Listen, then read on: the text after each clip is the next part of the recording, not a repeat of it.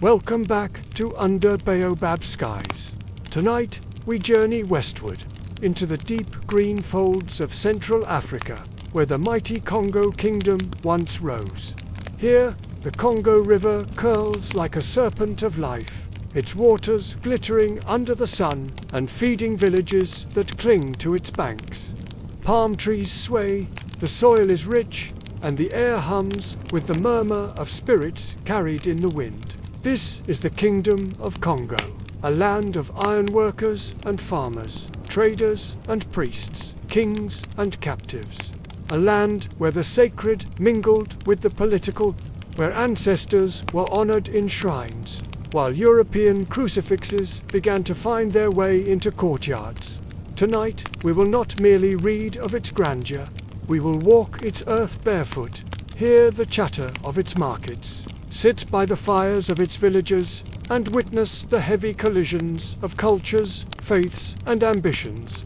Let's pause here for a moment. The fire crackles softly, and we rest beneath the stars. As the 15th century wanes and the 16th begins, the Kingdom of Kongo stands poised between two worlds. To the west, across the Atlantic, the Portuguese are gathering strength. Their ships have tasted the riches of the East, and their eyes are set on new horizons, new spices and gold and souls to save. To the east, deep in the African heartland, lies the Kingdom of Kongo, a world of thick green forests, of rivers that pulse with life, and of villages that thrum with the music of drums and the murmur of trade. Here, in the bustling markets of the capital city, men and women gather from far and wide. They come from villages where life follows the rhythms of the rains, where boys learn the secrets of the hunt from their fathers and girls, the ways of healing from their mothers. These villagers, they are farmers, traders, hunters, artisans. They tend fields of cassava and bananas, barter for salt and cowrie shells, track game through the undergrowth, or shape tools from iron ore. Their days are filled with the simple tasks of living, with the quiet joys and sorrows that mark the cycle of seasons and human lives. Yet they are not isolated.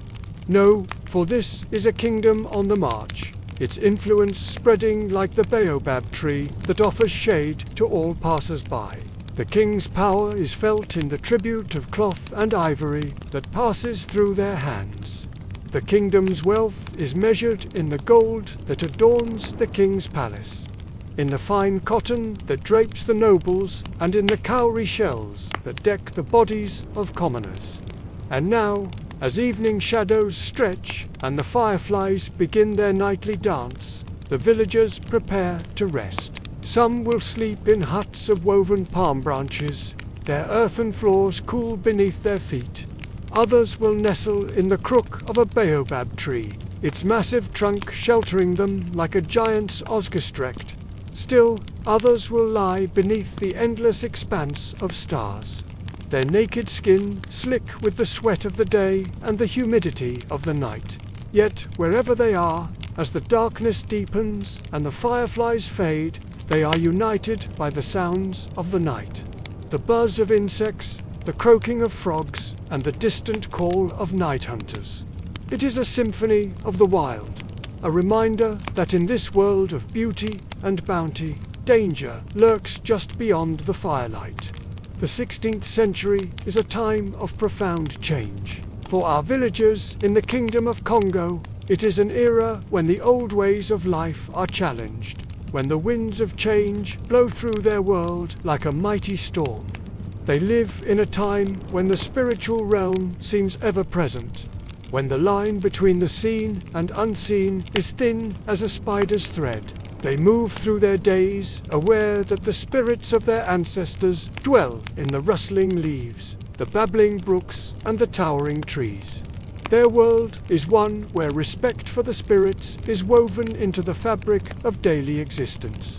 Every village has its Nkisi, a shrine where the spirits of the dead are venerated and where rituals are performed to seek their blessings and guidance. Here, under the watchful gaze of ancestral spirits, life unfolds. Villagers plant their crops, tend their livestock, and gather in the bounty of the land. They celebrate marriages, mourn their dead, and tell stories around the flickering firelight. But as the centuries pass, the winds of change begin to stir. Strange new sounds echo through the forest, distant booms that shake the earth, and the air grow heavy with the scent of salt and spices. The villagers, they watch and they wait. Their lives a tapestry woven with threads of tradition, faith, and resilience. They stand at the crossroads of history, about to be swept up in the currents of a world reshaped by exploration, conquest, and the relentless march of time. Now, let us turn our attention to the Portuguese, who sail across the vast ocean, seeking new lands and riches beyond their wildest dreams. Let us explore how these European adventurers impact the lives of the villagers in the Kingdom of Kongo.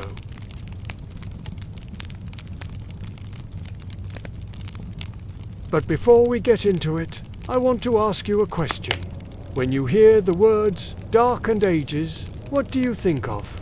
European explorers sailing across the Atlantic, huge empires colonizing Africa, people captured and transported across the ocean. If you guessed any of those things, you're not wrong. But today we're going to talk about something different. We're going to talk about the lived experiences of people who are often forgotten in the story of the early modern period. In this episode, we're going to learn about the Kingdom of Kongo in Central Africa. First, let us focus on the lives of ordinary Kongo villagers during the era of the Portuguese. Now, when historians write about kingdoms, it can be easy to forget that kingdoms are made up of regular people just like you and me. So in this series, we're going to spend time with Kongo farmers, fishermen, hunters, artisans, and children. We'll see the world through their eyes and experience the changes of the 15th and 16th centuries through their daily lives. So let's get started. Imagine you're a Kongo villager.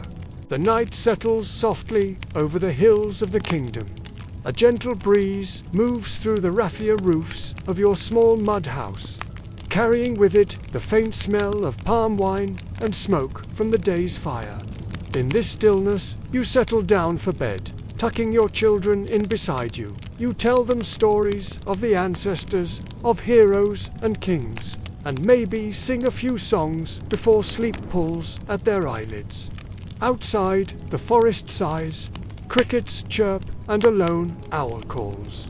For now, the world is still, but tomorrow will bring new challenges and joys. It's important to know where we are right now, but it's equally important to know how we got here. So let's travel back a little bit. The Kingdom of Kongo grew up along the Congo River in what is now northern Angola and the Republic of the Congo. By the late 1480s, Congo society was divided into several chiefdoms. Then came the Kingdom of Nzinga and Yakuru, which lasted from 1392 to 1661. Now, when writing the history of Kongo, it's easy to get caught up in the accomplishments of the kings, the grand battles and treaties, the golden palaces. However, much of the population of Kongo lived as farmers, hunters, and fishers. Ordinary people lived in small villages scattered throughout the vast kingdom, each with its own headman, its own shrines, and its own way of life. Villagers were largely self-sufficient, growing crops to feed themselves and trading any surplus food for items they couldn't produce themselves, such as iron tools or pottery. Men typically cleared fields for farming, hunted game, or fished in the region's many rivers, and women gathered fruit, processed food, and raised livestock. These jobs weren't always straightforward, though. Sometimes the rainy season would damage crops, or droughts would leave fields barren. And in times of hardship, villagers had to rely on trade with other groups, or even the royal court, for food.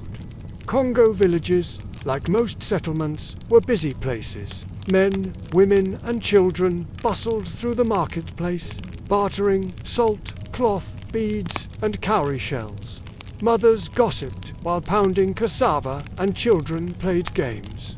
Until it was time to help with the evening meal.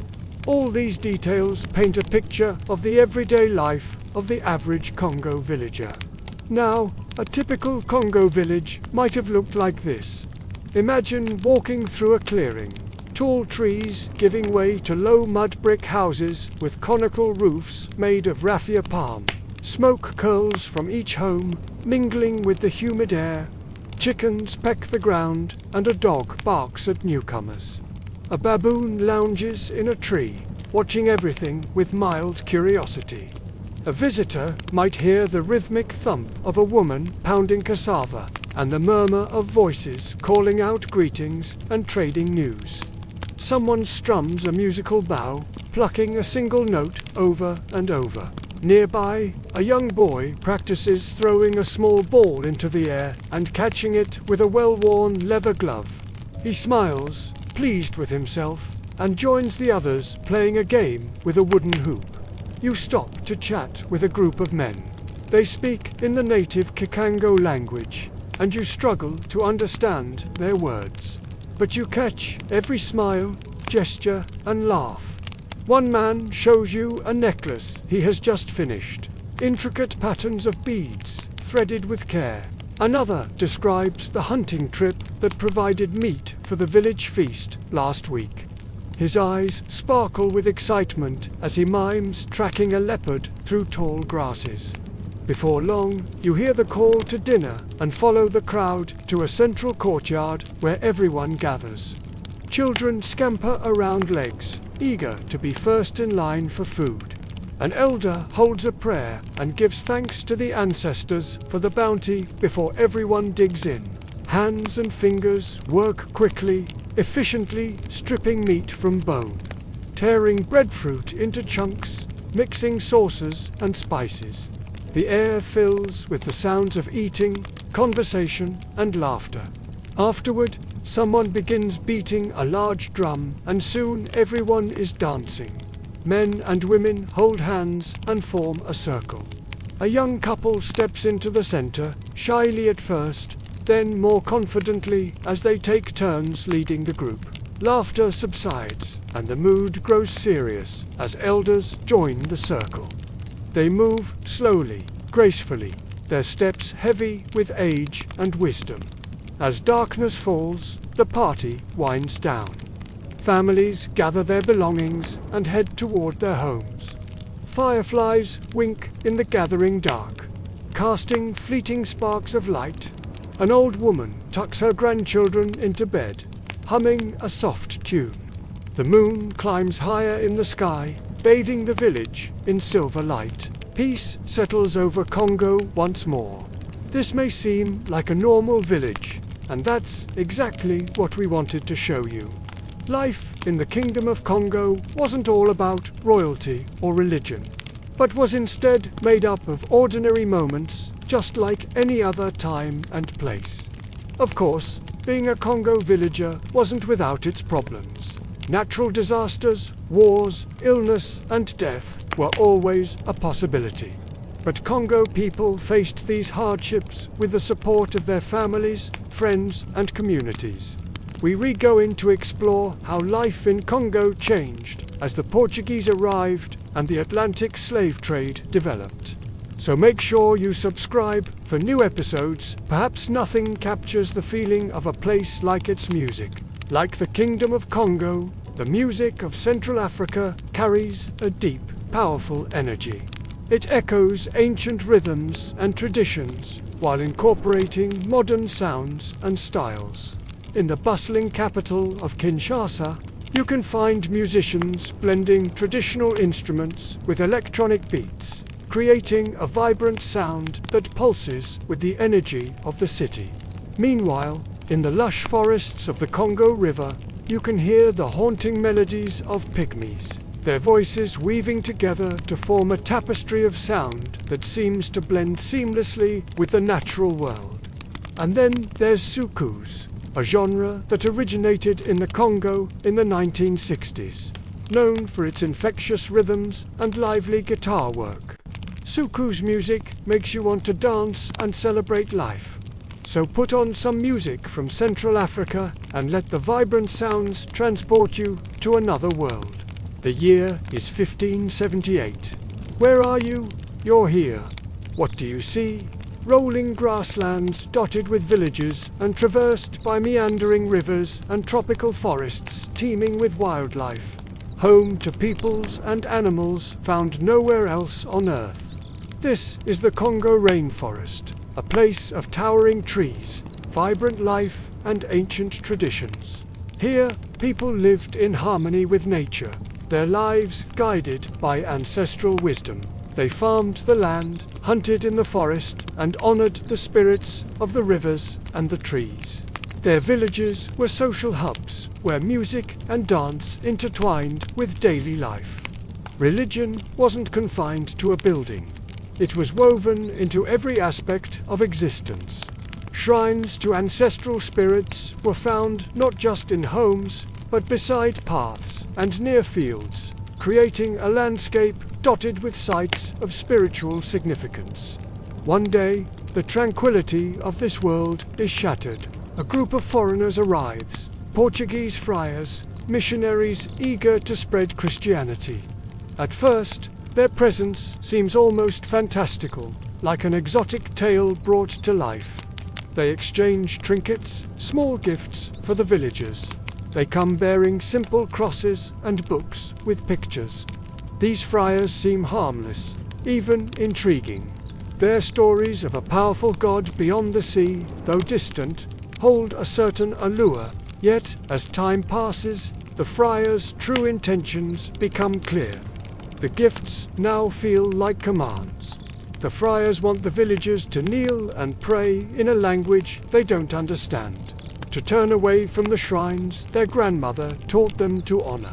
They demand that the old ways be forgotten and replaced with new rituals and beliefs. And then comes the ultimate test, the summons to a great church where a higher priest awaits. You're hesitant, unsure of what to expect. Will this new god demand sacrifices or strange rituals?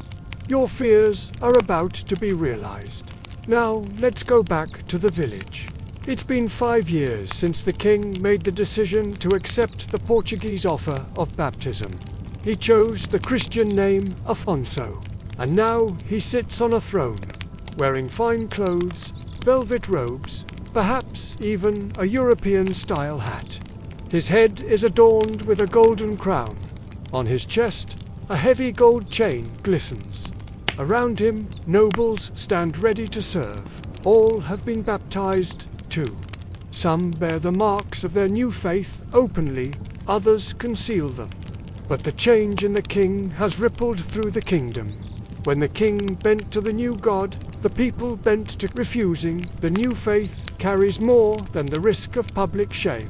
It could mean exile, the loss of land, or worse, being branded a rebel against both the crown and God.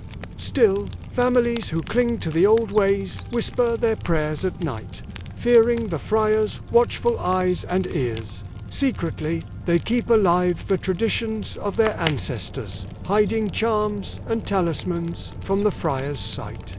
Mothers still leave offerings at riversides, asking the water spirits to protect their children as they journey to the new church. Even young boys and girls, clutching rosaries given out during Mass, still wear protective charms beneath their new garments.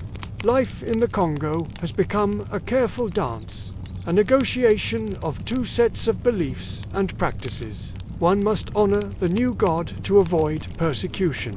Yet the old ways are not easily erased. Days turn into weeks, and weeks into months. The friars' sermons continue, long, stern speeches in foreign tongues, translated unevenly, warning of hell's unknown. They speak of a God of unimaginable wrath and a future life filled with torment and fire. For a people who had always seen ancestors as guides and protectors, the idea of eternal damnation is terrifying. It cuts into the heart of how the Kongo world understands life and death. Meanwhile, the friars are making steady progress. They've built rough churches with clay walls and thatched roofs, painted with the cross, where villagers gather on Sundays. The friars preach and the villagers listen, trying to reconcile the old ways with the new. The friars' influence grows. Elders who resist quietly lose influence. Children, schooled by friars, come home correcting their parents. Slowly, the center of spiritual life moves away from the family hearth and into the hands of men aligned with foreign power. We can see the changes in the village square. Men play games and drink local beer. Women sell food and children run through the crowds. Groups of men sit on logs discussing the sermon they heard earlier today. An older man sits apart from the crowd. He is missing a finger on his right hand. He watches the festivities with a mix of sadness and nostalgia. He remembers when these gatherings were a celebration of the harvest or an ancestral rite of passage. Now they are tainted with the shadow of the cross. It's been 30 years since the king's conversion. The friars have gained considerable power. The old ways are not gone, but they're hidden, practiced in secret, kept alive by word of mouth. The friars may have won the battle of belief, but they haven't conquered the hearts and minds of the Congolese people. Deep in the heart of the Congo rainforest, the ancient rhythms of life continue. Day breaks over a village nestled in the embrace of towering trees. Inside a hut, a woman kneels before a small shrine. Her movements are slow, her voice barely a whisper as she prays to the spirits of her ancestors. She asks for their protection, guidance, and strength. Her faith in the old ways burns bright despite the encroaching shadows of the new religion. Outside, a young boy dressed in European-style clothes walks towards the village square. In his hand, he clutches a rosary. Its beads a stark contrast against his dark skin. He's returning from a day of catechism at the mission, where he's been taught about the one true God and the sins of his people. But as he walks, his gaze lingers on a patch of wildflowers, a splash of color amidst the green. He remembers his mother's stories of the Nyami, the river goddess, and he feels a pull towards the old ways. The weight of his heritage tugs at his heart.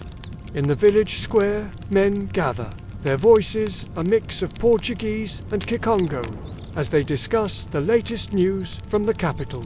The king's son is set to marry a Portuguese noblewoman, a union meant to strengthen ties between the two kingdoms. But the talk drifts to religion, to the friars and their demands. There's a tension in the air, a fear that the old ways are dying. One elder, his face etched with the wisdom of years, speaks up. He talks of the resilience of their culture, of how the Congo River doesn't forget its source. His words are a call to arms, a reminder that faith isn't just about kneeling in a church. It's about keeping the flame of tradition alive. He's been watching the changes in his village, the quiet erosion of customs, the hesitation in the eyes of the young. He knows that survival often means bowing to the friar's demands, but in the depths of his being, he refuses to let go. As the sun dips below the horizon, casting long shadows across the village, a sense of foreboding settles over the land. The friar's presence looms large, their power absolute. The villagers, caught between two worlds, struggle to hold on to their heritage. Each day, the battle between old and new intensifies. The friar's grip tightens, but the spirit of the Congo, like the river that flows through it, refuses to be contained. The fight for cultural survival has begun. It began with rumors. A man missing from the neighboring village. a woman gone after venturing to the market. At first, people whispered of spirits, but soon it became clear. It was no spirit, it was men. Portuguese traders, with their African allies, moving silently through forests, waiting on roads, seizing the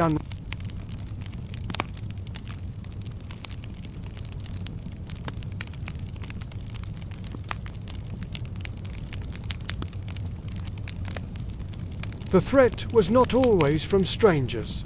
Slave raids often came with the blessing of local nobles, who traded people for cloth, guns, or wine.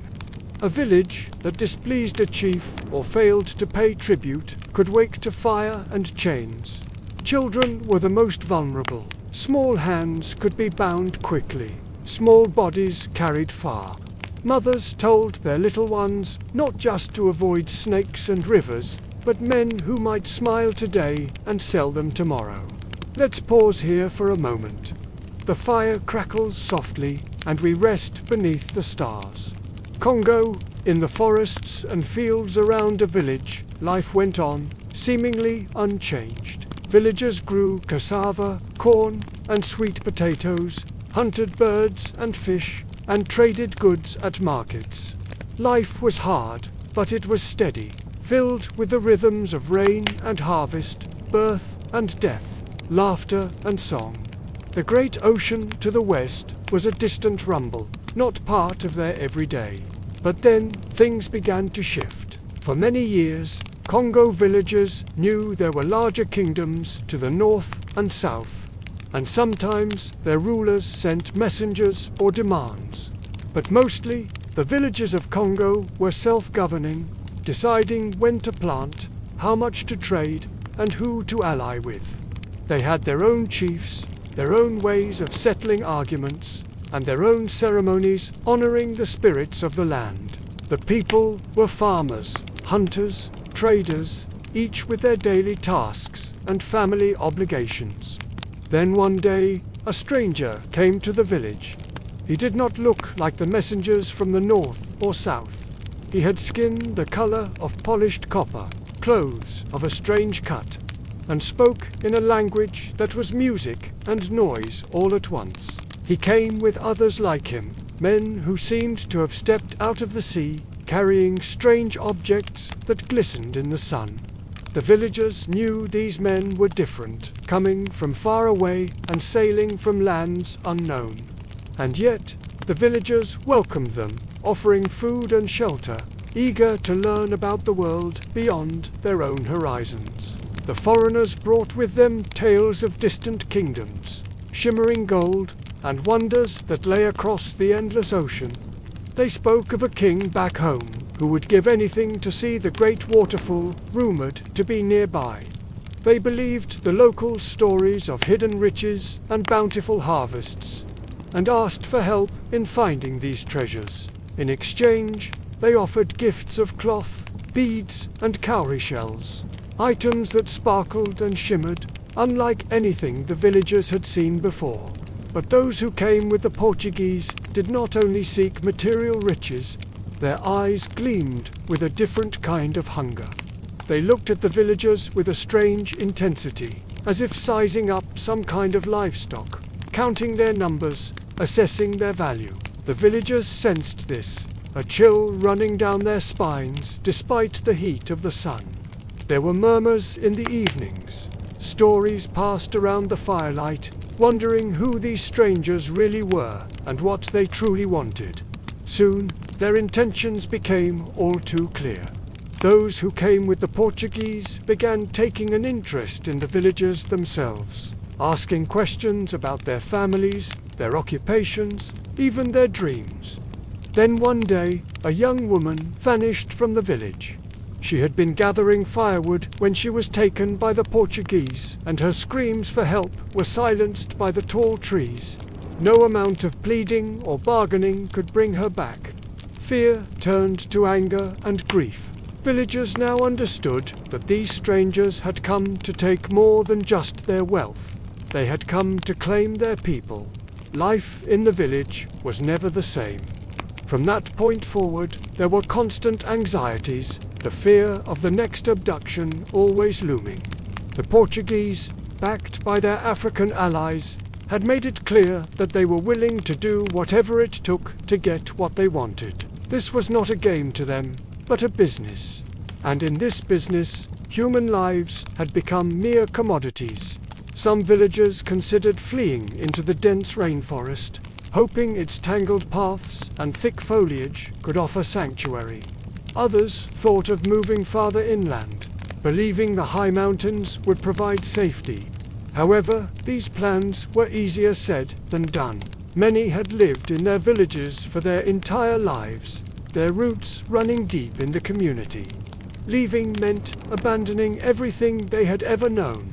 And besides, where would they go?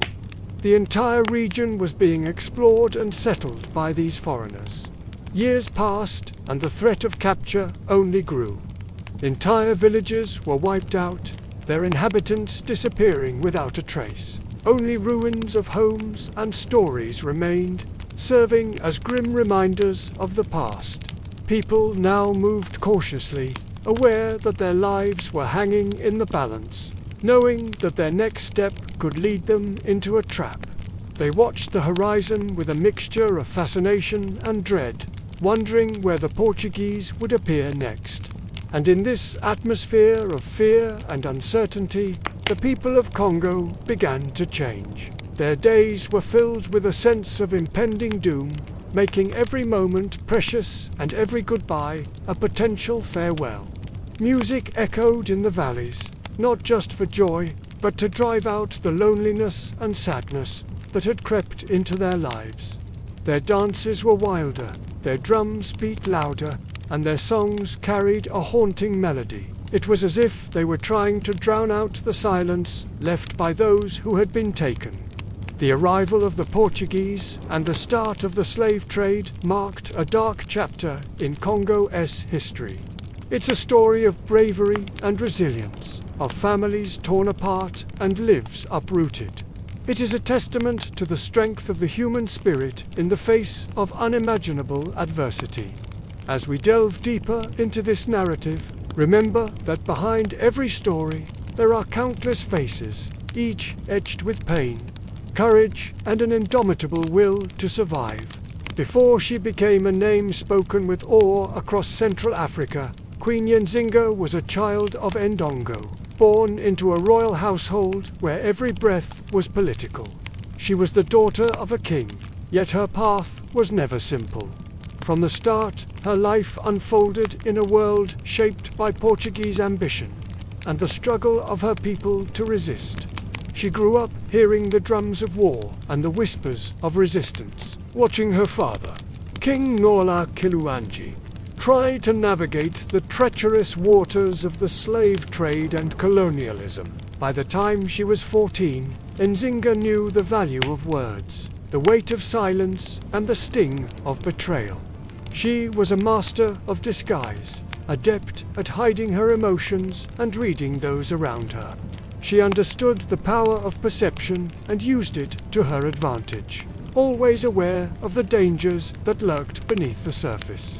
And beneath the mask, her heart burned with a fierce determination to protect her people and homeland from the encroaching Portuguese. One day, King Ngola Kiluanji sent a delegation to negotiate with the Portuguese, hoping to secure an alliance that would protect the kingdom from the slavers. The delegation came back with a report that shook the kingdom. The Portuguese governor had insulted the king, speaking to him condescendingly and treating him as a lesser being. The king summoned his advisors, his face etched with worry, and Nzinga sat among them, disguised as a male advisor. Among them was her brother, Prince Mbandi and Nzinga, ambitious and hot-headed, who wanted to raise an army and attack the Portuguese. He argued passionately, his voice echoing the frustrations of many in the kingdom. The king listened patiently, his gaze distant, as if he were wrestling with a storm brewing on the horizon. Finally, he spoke, his voice resonating with the authority that came from years of bearing the weight of the kingdom on his shoulders. He chose diplomacy over war, signing a treaty with the Portuguese that granted them some of his land and the right to take slaves from his kingdom. Nzinga's heart sank. She had seen her father make similar choices before, hoping for peace and understanding, only to have it shattered by the Portuguese arrogance. But she knew better than to question her father's wisdom. She had seen firsthand the cunning and patience it took to survive in a world where every decision could mean the difference between prosperity and ruin. Her father had shown her the delicate balance required to keep the kingdom together, even when faced with the most daunting odds. Years rolled by, and Nzinga blossomed into a young woman as graceful and resilient as the palm tree that swayed in the coastal breeze. But her father's health was failing.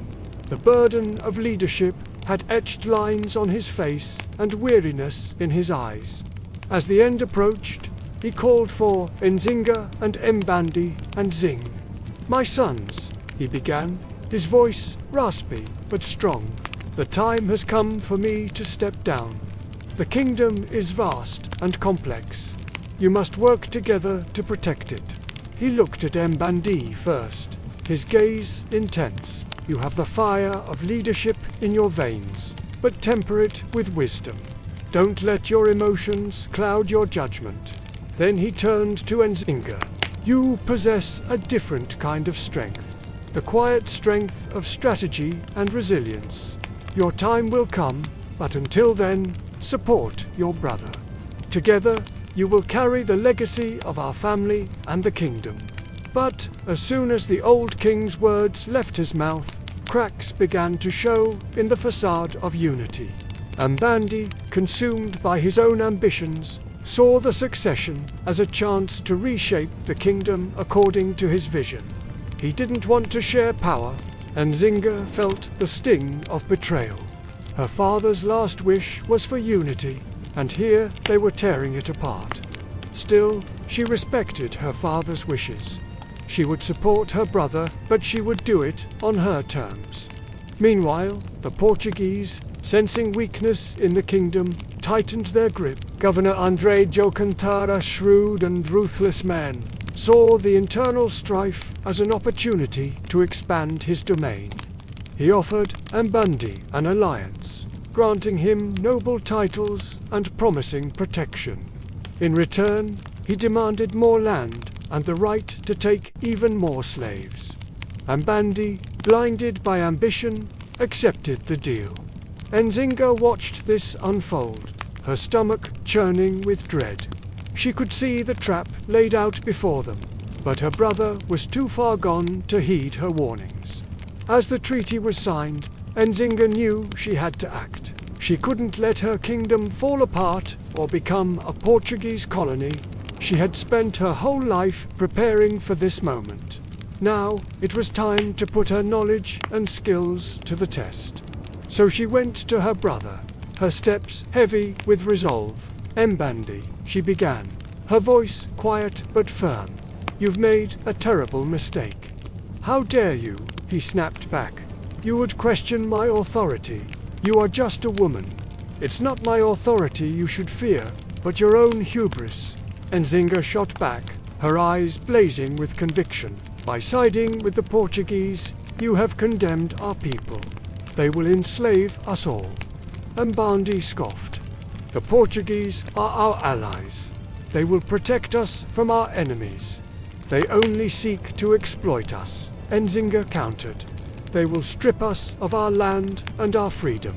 I know the Portuguese. I have studied them for years." Mbandi's face darkened. "Enough of this. You are a traitor. You will pay for your insolence."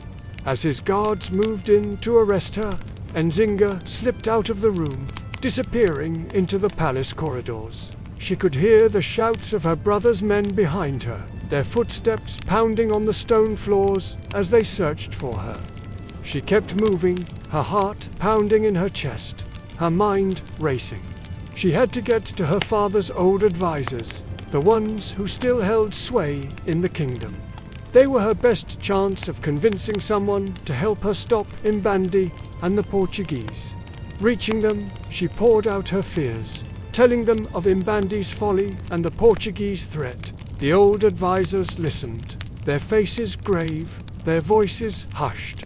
Finally, one of them, a wizened old man with eyes that seemed to hold ancient secrets, spoke. "Your father was right. You are wise beyond your years. We will help you. But how can we be sure Mbandi won't simply imprison or kill you?" Nzinga met his gaze directly. "Because I am not just a woman, but a leader. And I intend to prove it." Days turned into weeks, as Nzinga worked tirelessly to rally support against her brother. She traveled to distant villages, meeting with chiefs and elders, her words carrying the weight of her father's legacy. Many were skeptical, believing Bandi's claims of strength and Portuguese support. But Nzinga persisted, her determination unwavering.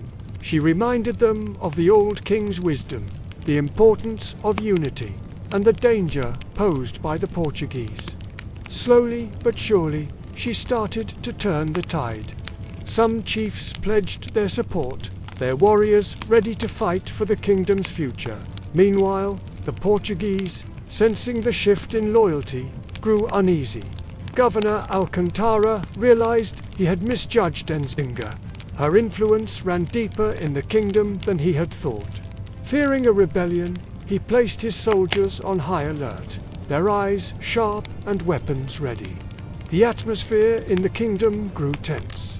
The people caught between two powerful forces, each vying for control of their destiny.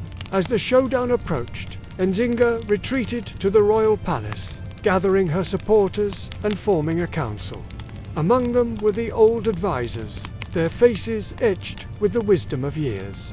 There was also a young warrior named Kitim, his eyes burning with courage, and a sly diplomat named Njula Kabaka, whose quick thinking had saved the kingdom from a Portuguese ambush years ago. Together, they planned their strategy, knowing that their actions would determine the fate of the kingdom. The coming days would be crucial, filled with deceit, bravery, and sacrifice. The battle for the soul of Ndango had begun, and there would be no turning back. The legends of Queen Nzinga truly began when she was sent as an envoy to face the Portuguese governor at Luanda. Her brother, Mbandi, Nzinga ruled then, but it was she, sharp-tongued, elegant, unyielding, who carried their kingdom's hopes into that great hall. For the Portuguese, this was 1624, and the sun was setting on their empire. Their wealth had peaked, and now they were ready to reap the rewards. They sailed home with ships laden with gold and ivory and human cargo. This last was the most valuable commodity of all, and Angola was its source. For decades, the Portuguese had come to these shores to buy men and women captured in tribal wars or snatched from villages in the dead of night.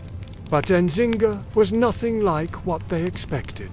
The envoys who went before her had come bearing gifts, and genuflecting low, they spoke in broken Portuguese, a language Nzinga herself knew well and which she used to great effect. The governor, Estevão de Noronha, was a portly man of 59 summers, with the arrogance of age and the assurance of power. He thought he would be speaking to a woman who could do little more than flutter her eyelids and accept his gifts. What he got instead was an audience with someone who understood power better than he did. We don't have a portrait of Governor Noronha, so I asked the team to imagine what he might have looked like. What we know of him comes from the written word, a faded description from 4 centuries ago. Our artist took those details and wove them into a face that speaks of long sea voyages and countless decisions that made or broke fortunes. His dress hints at the wealth of the empire he represents. A wealth built on the backs of men and women whose faces we will soon see. As he entered the throne room, Noronha saw that the Jogga people had dressed in their finest Nzinga. wore a fine cloth wrapped around her body and coral beads heavy on her arms. Beside her stood men and women whose elaborate clothing signified their status in the court. The Portuguese ambassador stood before her brother, the king, and ambassadors from the Kingdom of Kongo to the south stood behind Nzinga. She watched keenly as the Portuguese ambassador presented the king with a cross and a red cap. They were gifts, of course, but they were also symbols of a campaign as old as time itself, the campaign to convert the world to Christianity. She watched as her brother put on the cap, thereby acknowledging the authority of the Pope and the King of Portugal over himself. She saw how her brother accepted the cross and made the sign of the Saviour on his chest, signifying that he was now a Christian. Yet, even as her brother performed these acts of fealty, Nzinga noticed the tremor in his hands, a subtle betrayal of the turmoil within him. Then it was her turn. As the governor rose, beckoning her to his side, he did what any proud European gentleman of the age would do. He offered her no chair. This, according to legend, is when Nzinga displayed the iron in her spine. In fact, the accounts vary. Some say the governor simply gestured for her to sit on a nearby stool. When she refused, he ordered her to kneel, and when she resisted that command, too, he threatened to have her thrown into prison. So let's pause here for a moment. The fire crackles softly and we rest beneath the stars. Before we go further, allow me to share a proverb from the Akan people of Ghana. A proverb about patience, yes, but also about the long game. If your father has many wives, be patient. Your turn will come. We'll return to Nzinga shortly. In the end, Nzinga sat upon the back of one of her attendants, who had crouched on hands and knees before her. The governor sat on his throne, far above her, but still she met his eyes, eye to eye, never lowering herself. This was not pride, it was strategy. It was also an assertion of power. She would negotiate from a position of strength, not submission, and negotiate she did. According to our sources, Nzinga secured a treaty that gave her people space to breathe, a pause in the endless hunger of the Atlantic slave trade. She showed the Portuguese that she would not be broken nor tricked. Then, just as suddenly as it started, it was over. The meeting broke up and Nzinga returned home. This was not peace. It was only a treaty, and treaties are as ephemeral as smoke. The Portuguese returned to their raids, and her brother's rule crumbled. There are those who say that Nzinga caused the downfall of her own brother. Perhaps, but what is certain is that when her brother fell, she did not seize the throne. The kingdom had a council of nobles who chose the king. Instead, Nzinga stepped into the role of leader because necessity had no other choice. Her people needed a defender. The kingdom was being ravaged by slave raids. The Portuguese were killing or imprisoning anyone they could catch. And though men had led the kingdom before, now only she could fill the void. Nzinga had been a diplomat and envoy before, but now she had to learn the arts of war. She raised armies, led raids, and for 7 years fought to hold her people and her land. One way she managed to do this was by courting alliances with other African powers. And when diplomacy failed, she did not hesitate to use force. When Nzinga first came to power, the Mbangala people lived in a patchwork of small city-states. But by the end of her reign, she had united her people into an unstoppable force. Nzinga employed thousands of soldiers across the vast territory, united them under one banner, and forced the Portuguese to confront an army unlike any they had seen before. Some say she only pretended to be Christian in order to secure alliances. She could turn the cross in her hand to advantage, but when it came to the gods of her fathers, she invoked them with equal conviction. She consulted the Nkond, the spirit mediums of her people, and received instructions through trances and dreams. She fought with spears and swords, yes, but she also wielded ancestral power. In her right hand, she held the Bible, and in her left, the staff of her kingship, the Makassi. In her armies, Christian soldiers marched alongside those who venerated the serpent goddess, Zhao. It is hard to overstate Nzinga's achievements. Her kingdom outlived the Portuguese, and today the country is known as Angola. She was strategic, relentless, and charming, and she was not afraid to use any means necessary to protect her people. Nzinga was a weaver of destinies. She was willing to talk peace when it suited her and wage war when it didn't. She fought with both cunning and ferocity, yet she remains a puzzle. Few stories survive from Nzinga's life. Most of what we know comes from the Portuguese, and they saw her as a monster, a wild woman who defied the civilized ways of Europe. So while we see her through their eyes, we must also remember that they tried to kill her several times. They were willing to unleash their full fury on Nzinga, and it seems likely that they did the same to those who recorded her deeds. This is part of the problem with knowing history. The victors write the history, and the victors in Nzinga's time were the Portuguese. But hers is a story worth telling, not only because she was an extraordinary woman, but also because she reminds us that there is more than one way to tell a story. So, where do we find Nzinga in our story? She is everything the Portuguese were not. African, female, fierce, religious, in a way they couldn't comprehend. She is the embodiment of resistance, the spirit of her ancestors at her back, urging her on, giving her strength. She is a woman who will not bend, a queen who can fight with both words and weapons. Where men faltered, she endured. Where empires demanded submission, she carved out resistance. And that is who Nzinga truly was. That is the fire that burns in her eyes. That is the story in her face. And that is how we will remember her name.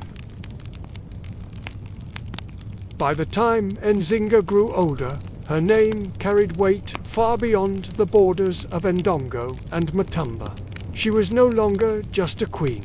She was a legend spoken of in whispers, feared by enemies, admired by allies. The Portuguese thought time would weaken her resolve. Instead, the years only sharpened her cunning. At the height of her power, she ruled over 2 thriving kingdoms, bouncing back from the brink of ruin. While the Portuguese had managed to subjugate many African rulers through trickery or sheer force, Nzinga was not one to bend easily. She led armies on horseback, dressed in armor, carrying weapons herself. Even in her 60s, she was said to march alongside her soldiers, refusing to be carried in litters like other royals. Under the Angolan sun, she showed them what fire could do. Her strategies were bold. When forced to retreat, she shifted her capital. When betrayed, she forged new alliances. She welcomed runaway slaves into her armies, promising them freedom if they fought under her banner. She wasn't afraid to make the first move, launching preemptive strikes when she felt cornered.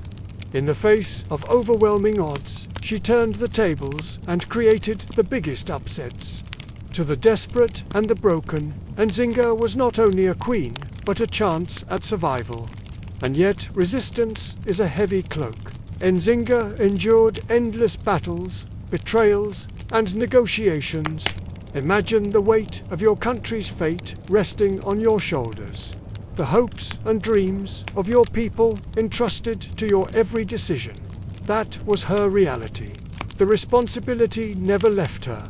Not when her sons were taken hostage, not when she lost loved ones, and not when the going got tough. Let's pause here for a moment.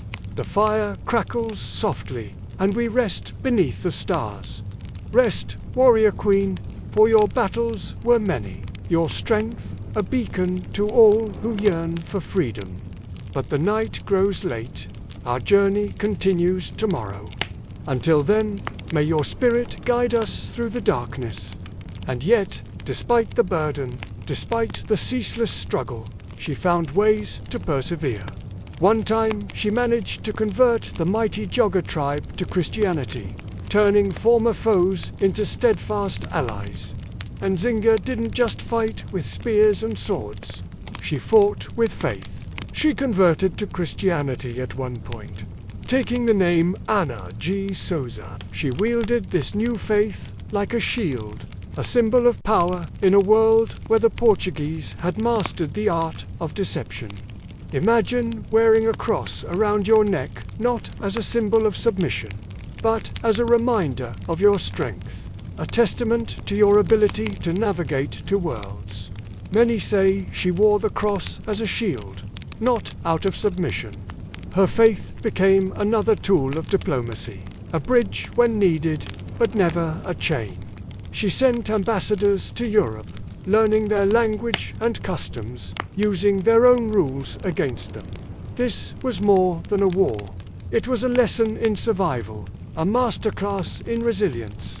And Nzinga understood the value of education, the power of knowledge. While others saw only enemies, she saw students, individuals with skills and experiences that could benefit her kingdoms. She didn't shy away from learning from her captives, whether it was in medicine, engineering, or trade. She absorbed everything, turning potential advantages into actual ones. Imagine growing up hearing stories of the legendary Queen Nzinga, how she outsmarted and outmaneuvered the Portuguese. Her tactics were as varied as they were brilliant. She knew when to fight and when to retreat. She exploited every advantage, leaving nothing to chance. She could turn a minor skirmish into a full-blown battle, trapping her enemies in the open plains. Or she could feign weakness, luring them into a false sense of victory before striking back with precision. But it wasn't just about military prowess.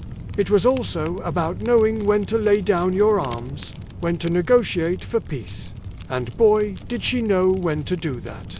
She brokered alliances that defied expectations, uniting tribes that had been rivals for generations. With a few well-placed marriages, she wove a tapestry of connections that anchored her power.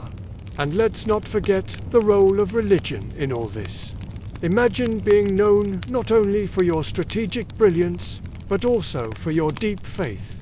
And Nzinga used churches as fortresses, sanctuaries during times of war, places of refuge where she could plan her next move. She made sure those churches were built with thick walls, high towers, and hidden passageways. They weren't just houses of worship, they were symbols of her authority. And yet, despite all these victories, despite all these achievements, history remembers Nzinga primarily as a warrior. Maybe it's because war is easier to romanticize, to simplify, but life under her rule was about more than just fighting. It was about hope, about building something better despite the odds. Her legacy isn't just etched in stone monuments or carved in ancient trees. It's alive in the hearts of her people, passed down through generations of storytellers. They tell tales of a queen who didn't wait for a prince to save her, who didn't accept defeat as an option, who chose to fight for her people, for her land, for her very survival. When at last she passed, in her 80s, it was said the Portuguese sighed with relief. Few Africans had ever resisted them so long, so fiercely, and with such brilliance. She had held her ground for nearly half a century. Now, picture this. You're strolling through the bustling streets of Luanda, the capital of Angola, the city where Nzinga once walked. Suddenly, there it is, a towering bronze statue of Queen Nzinga, her gaze fixed, her posture proud. As the sun sets, the metal catches the last rays, making it almost glow. Around her are scenes from her life, her battles, her triumphs. Here she is astride a horse, spear raised, ready to charge. There she is, receiving ambassadors, listening intently. her hands gracefully folded, and over there she is older now, but her eyes still sharp, still filled with that indomitable spirit. As you stand there taking it all in, you realize this isn't just a statue. It's a symbol of hope, a reminder that courage and determination can overcome even the toughest odds. The fire of her spirit still burns bright in the hearts of her people, a legacy that no empire, no matter how powerful, can snuff out. It's hard to imagine the weight of the world on your shoulders, the responsibility of an entire nation's fate resting in your hands. But that's what Nzinga dealt with every day. She wasn't just a queen. She was a mother, a leader, a strategist, a diplomat, a warrior. She juggled all these roles with grace, with dignity, with strength. Today, statues of her stand tall in modern Angola, reminding her descendants that even against overwhelming odds, dignity and defiance can endure. She left a legacy that transcended her time, a legacy of resilience, of courage, of unwavering determination. So yes, the Portuguese may have eventually triumphed militarily, but it was a Pyrrhic victory. For in the annals of history, Nzinga's name shines brighter than any jewel in the Portuguese crown. Her story still echoes today.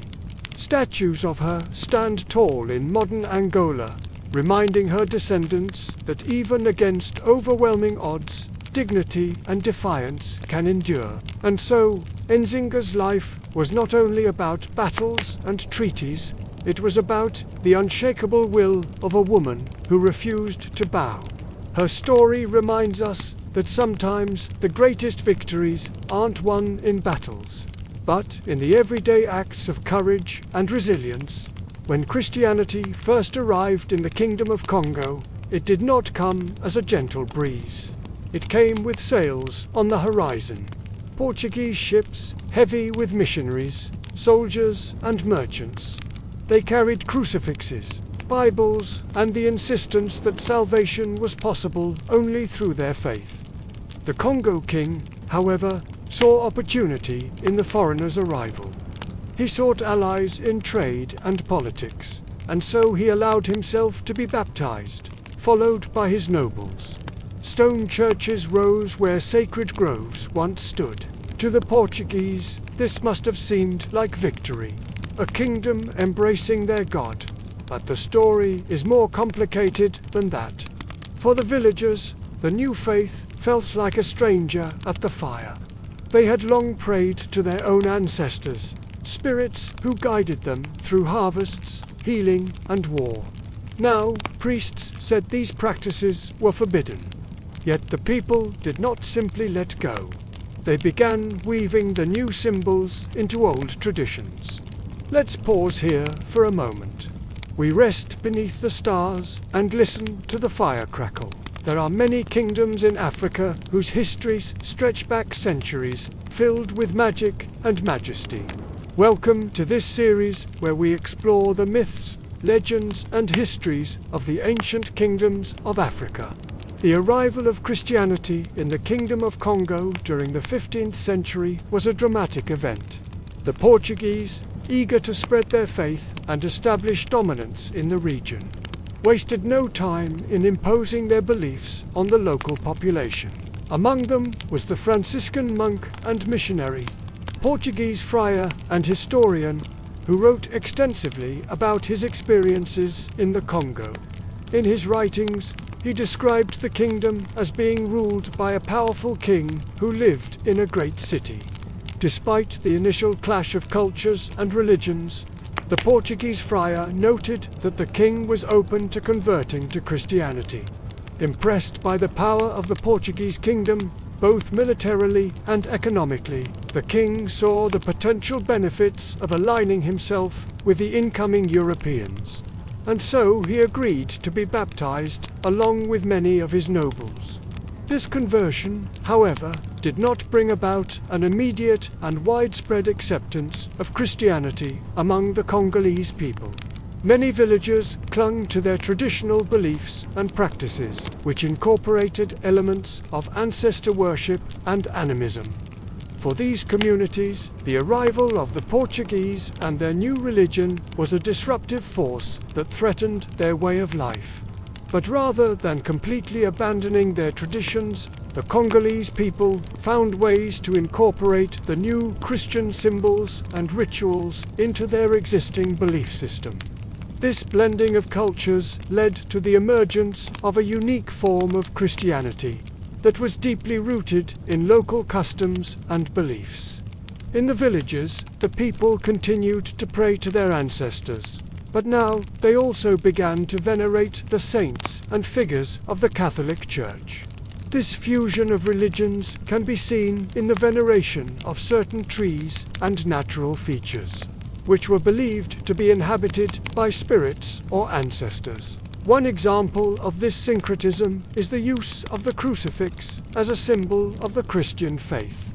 The crucifix, originally a European symbol, was gradually appropriated by the Congolese people and became an African one.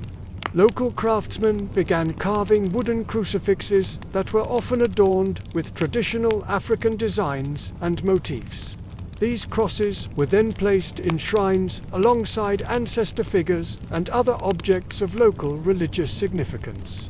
In this way, the Congolese people were able to maintain their connection to their cultural heritage, while also expressing their newfound faith in Jesus Christ.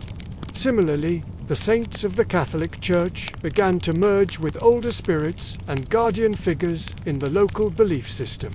The Portuguese friar documented instances of villagers praying to saints who were identified with local spirits such as Nzinga and Kuwu, the spirit of water, who was later associated with Saint Anthony. This process of cultural exchange and adaptation was not always smooth or easy.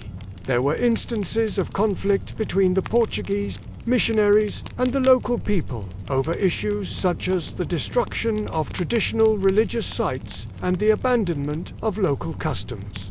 However, despite these tensions, the people of the Congo were able to forge a new path that combined elements of both cultures. This first stage of contact and cultural exchange between the Portuguese and the Congo people can be characterized as one of both imposition and adaptation.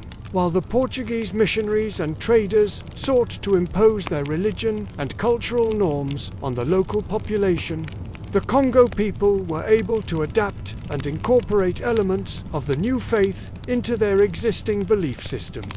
This process of cultural blending resulted in the emergence of a unique form of Christianity that was deeply rooted in African traditions and beliefs.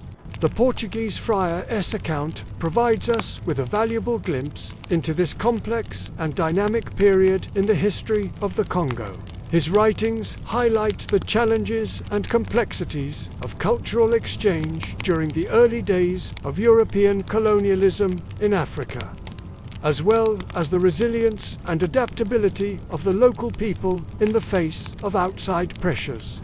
As we continue our exploration of the history of the Kingdom of Congo, it will be important to examine how this unique form of Christianity evolved and the lasting impact it had on the culture and society of the region. The story doesn't end here. Stay tuned for more. We can see this transformation even in the way religious ceremonies were conducted. The blending of African musical instruments, like drums, with Christian prayers and songs, created a unique soundscape that was both familiar and new to the local communities. This fusion of religious practices was not always accepted or sanctioned by the Portuguese authorities, who often sought to maintain a clear distinction between European and African religious practices. However, the people continued to incorporate their traditional instruments and songs into Christian ceremonies, creating a vibrant and dynamic religious culture that defied easy categorization. By the late 15th century, several significant churches had been constructed in key cities within the Kingdom of Congo. These churches served as centers of both religious worship and political power, reflecting the close ties between the church and the ruling elite. The grandest of these churches was the Cathedral of São Salvador, located in the kingdom's capital city. Built in the late 15th century, it was one of the first cathedrals in sub-Saharan Africa and symbolized the growing influence of Christianity in the region. The cathedral's construction involved a collaboration between Portuguese architects and local builders, resulting in a unique architectural style that blended European design elements with African building techniques. However, beyond the grandeur of the churches and the adoption of Christianity by the ruling elite, the level of genuine religious conversion among the general populace remained uncertain. While some accounts suggest that a significant portion of the kingdom had converted to Christianity, others indicate that many continued to practice their traditional beliefs, and that the adoption of Christianity by the king and nobles was largely a political and strategic move.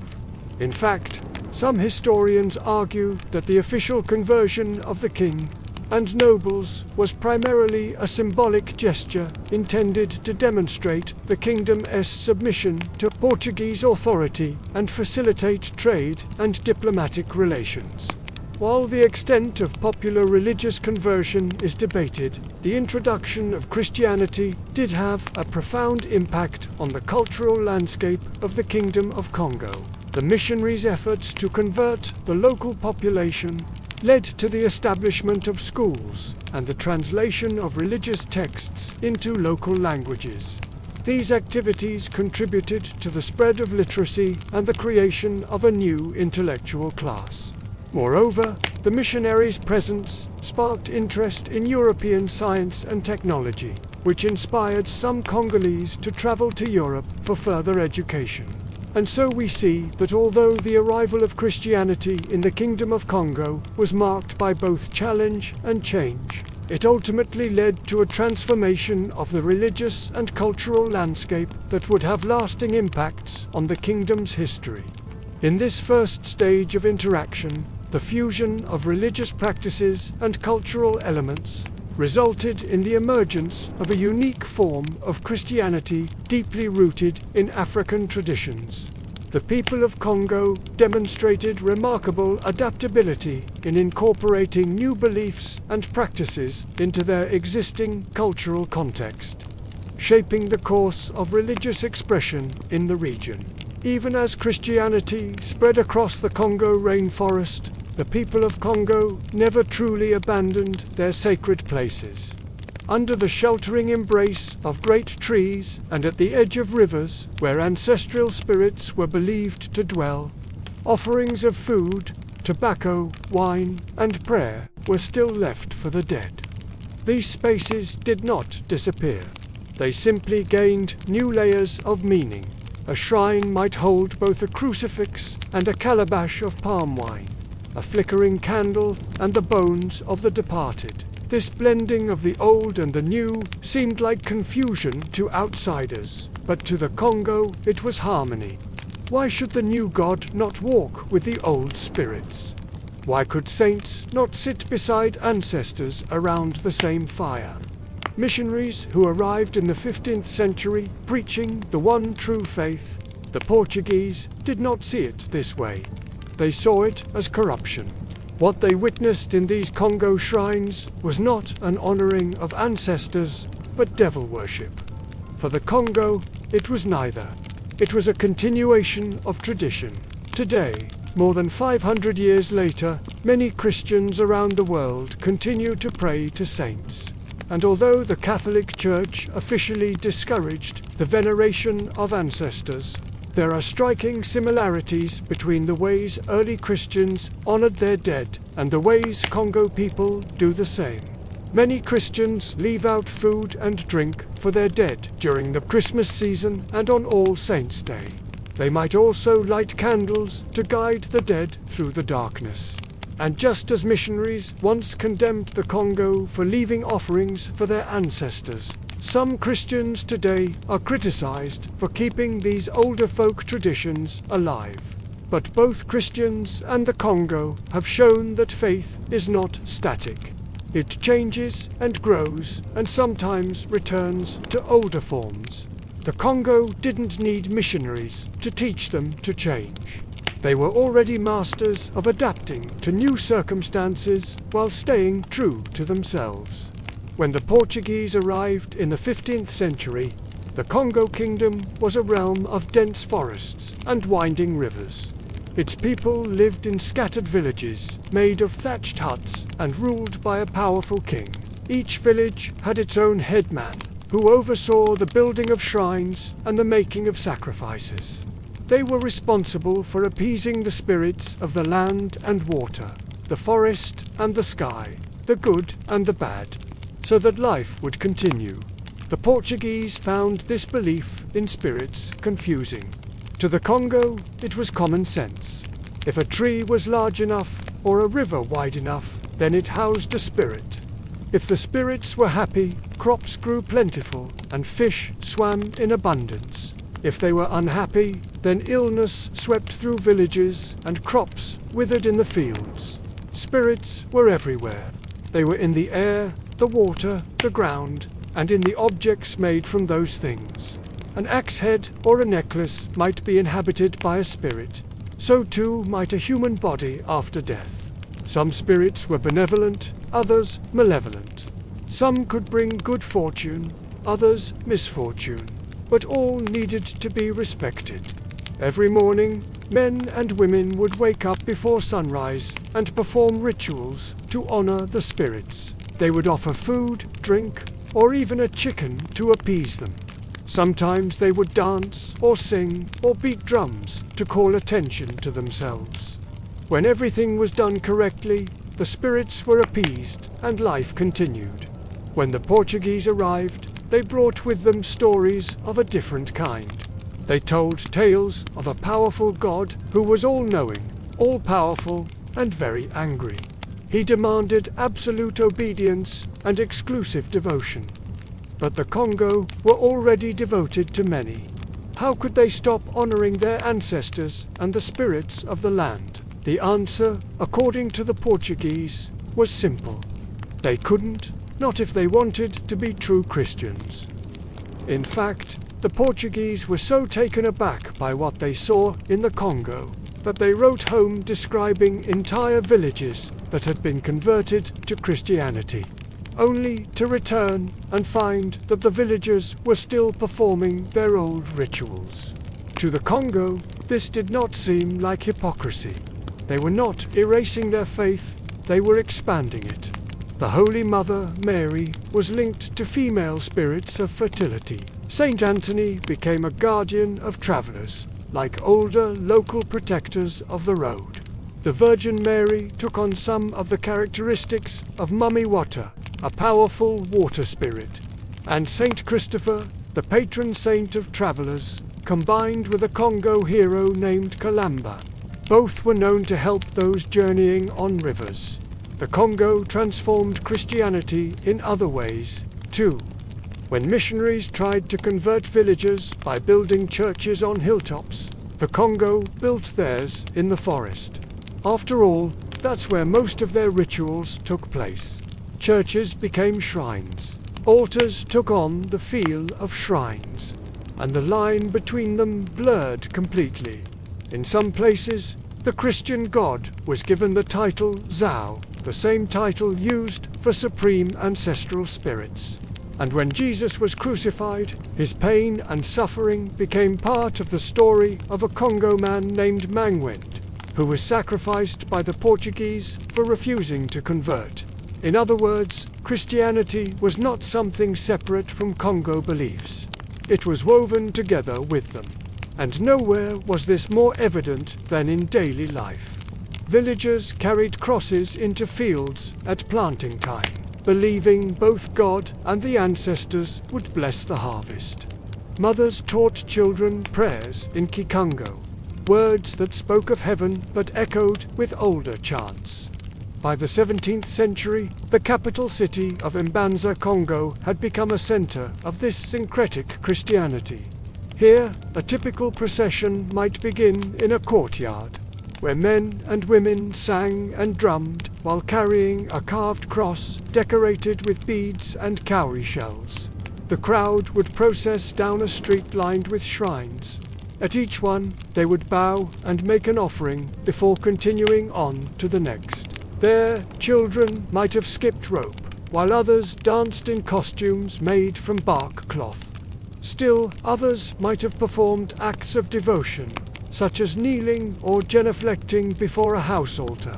Some carried staffs topped with human skulls, trophies from wars fought against the Portuguese. The skulls served as reminders of the past and warnings for the future. The procession would end at a church, where everyone would gather to sing and pray before returning home.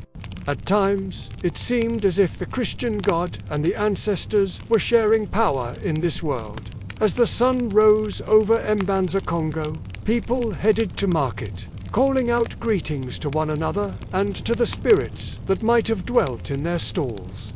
Throughout the day, men and women would travel the roads, seeking passage on a ship or a canoe. Others would go to the river to draw water or fish, while some would work in the fields growing cassava, bananas, and maize.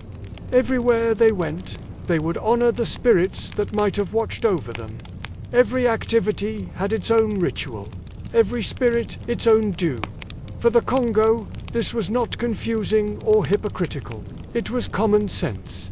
To turn away from the spirits was to invite disaster. To honor them was to ensure the continuation of life.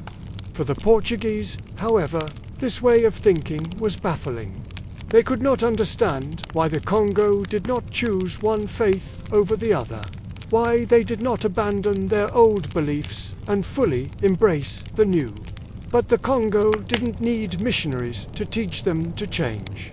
They were already masters of adapting to new circumstances while staying true to themselves. When the Portuguese arrived, they found a people who were already experts at incorporating new things into their lives. When the iron for making new tools and weapons arrived from Europe, the Kongo incorporated it into their craft. When enslaved people from Angola arrived in the 16th century, they were welcomed as brothers and sisters. And when Christianity arrived, the Kongo incorporated it into their culture as well. This fusion was not only about survival, it was an act of power. By shaping Christianity into something African, the people of Kongo refused to be erased. They showed the Portuguese that faith could not be dictated from outside, that it had to be lived, sung, and danced in their own way. In these shrines and ceremonies, we see a quiet defiance, a refusal to let the new faith wash away the old, and instead a weaving of two worlds into one sacred cloth. From the streets of Mbanza, Kongo, to the homes of villagers, the Kongo refused to be defined by the beliefs of their colonizers. They showed them that Africa was not a place to be saved, but a place where salvation was already happening. By this time, the Kongo world was neither fully European nor untouched by Europeans. It was something else, something uniquely Kongo. Cathedrals rose in stone, but their walls echoed with African drums. Baptismal water flowed, yet so did the libations poured onto the earth for ancestors. Faith had become a living bridge. At one end, the crucifix glimmered in candlelight. At the other, carved Nkisi. Sacred figures held medicines and prayers. Between them stood the people, holding both worlds together in their hands. This blending was not weakness, it was resilience. The Kongo showed that a people could take what was forced upon them and make it their own. Each hymn sung in Kikongo, each saint adopted into local law became an act of quiet independence. So let's pause here for a moment and think about what the narrator just told us. The Kongo people were able to take what was forced on them, in this case Christianity, and mold it to fit their culture and way of life.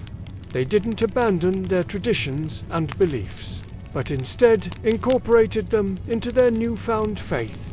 The narrator states that this was not a sign of weakness, but rather resilience. And I couldn't agree more.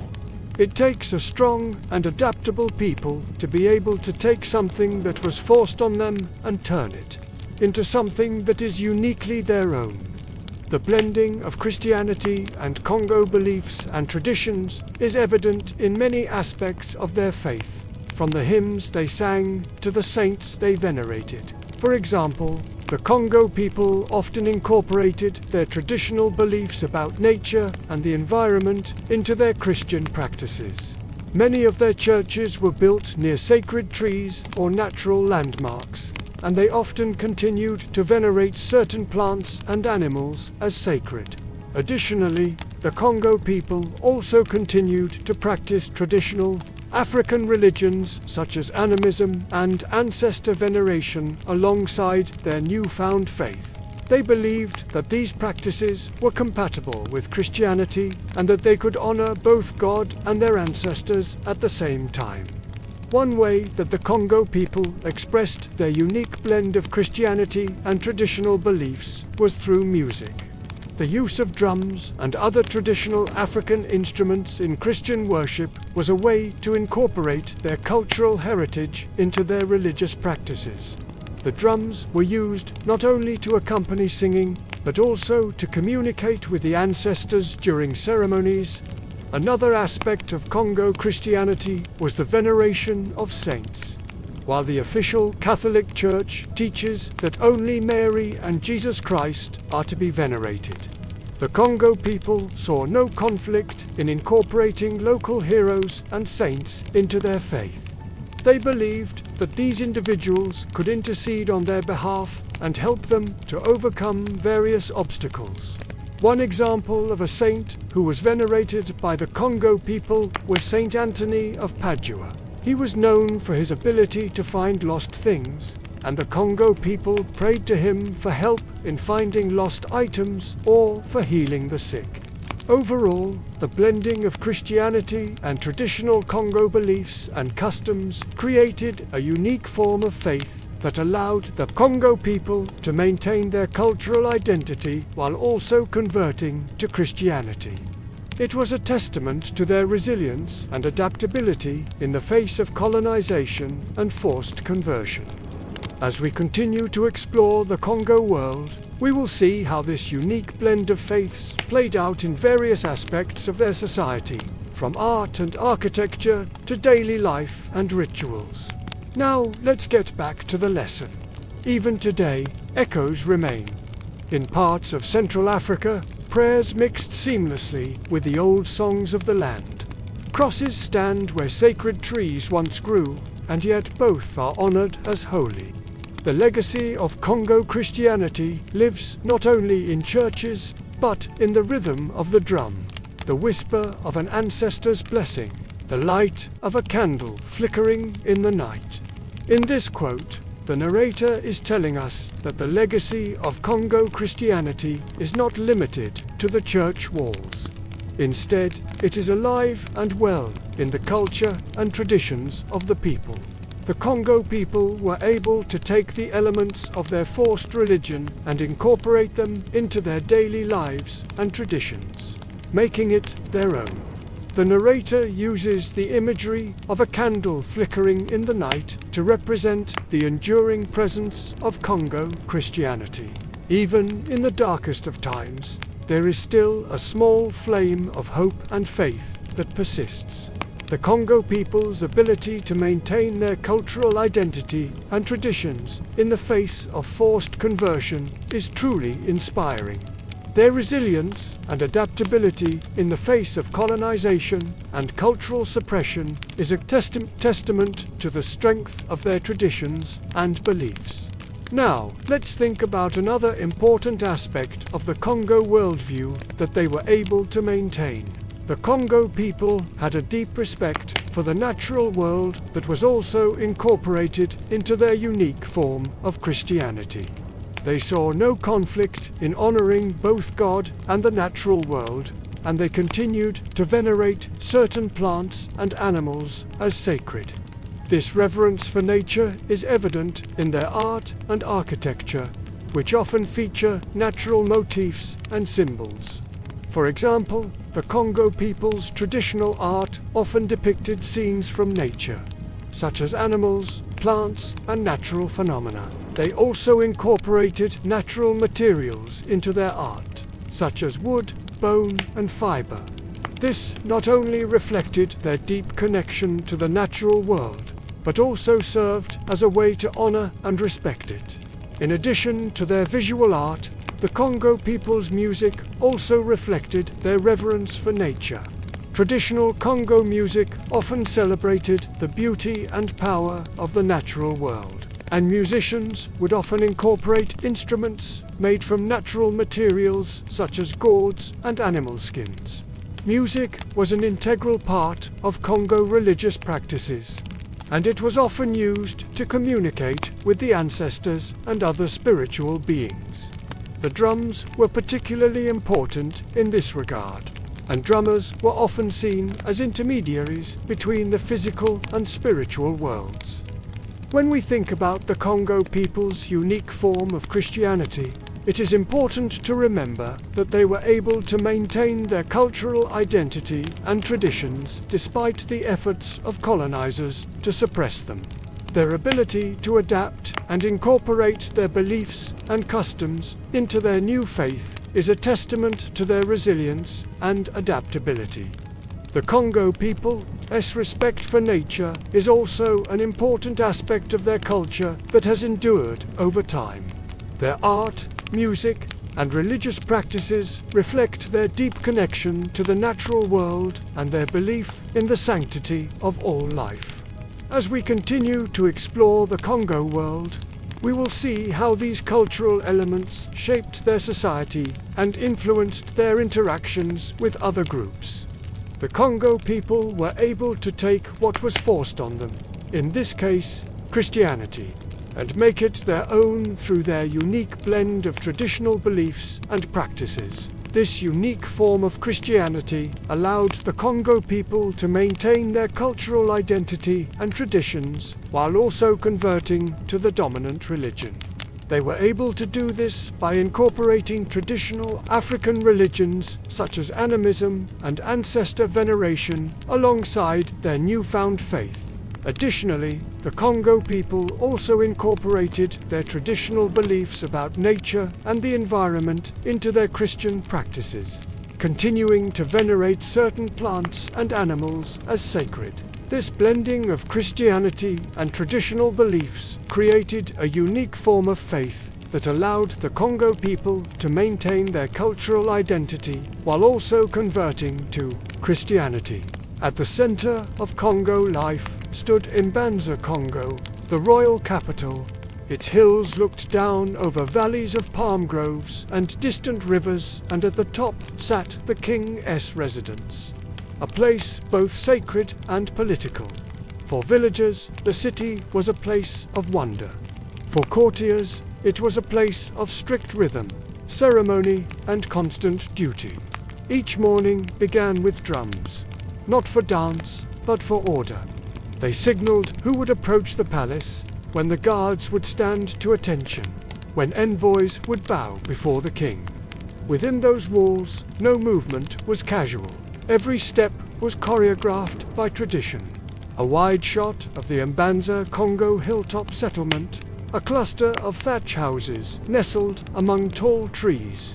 The camera pans across the rooftops to reveal a large wooden royal hall at the summit. Early morning light falls on rows of palm trees swaying gently in the breeze. The tranquility of the scene is palpable, a serene introduction to the world of the Kongo Kingdom. Then slowly the sun begins its ascent, casting long shadows across the landscape. The camera slowly zooms in towards the royal hall, revealing figures moving purposefully within its structure. Attendants, clad in long flowing robes, move across woven mats, while scribes sit cross-legged on low stools, writing with quills on parchment. A messenger enters, his head adorned with a traditional headdress, a wooden staff in hand. He moves with purpose, carrying an important message or dispatch. His presence disrupts the tranquility, introducing an element of intrigue and immediacy. As the sun climbs higher, bathing the courtyard in golden light, the rhythmic pounding of a drum echoes through the still air. Musicians with intricately carved wooden xylophones and drums gather before the seated elder. Their instruments laid out on the ground before them, they prepare to perform. The melody they produce is not just music, but a story, a message, or perhaps even a poem waiting to be heard. The scene is one of preparation, focus, and respect. These men are not merely playing music. They are engaging in a deeply ingrained tradition, communicating stories and emotions through their rhythmic performance. The choreography of sound and movement creates a captivating tableau, inviting the viewer to pause, listen, and immerse themselves in this world. The scene concludes with the musicians playing on, their music echoing through the courtyard, underscoring the richness and depth of Kongo culture and tradition. But all eyes were on the king, or Kongo, as he entered. Never merely a man.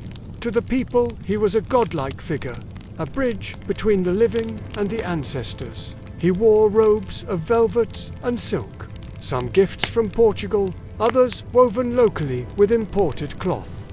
Coral beads glowed against dark skin, and crucifixes hung alongside charms tied with shells and feathers.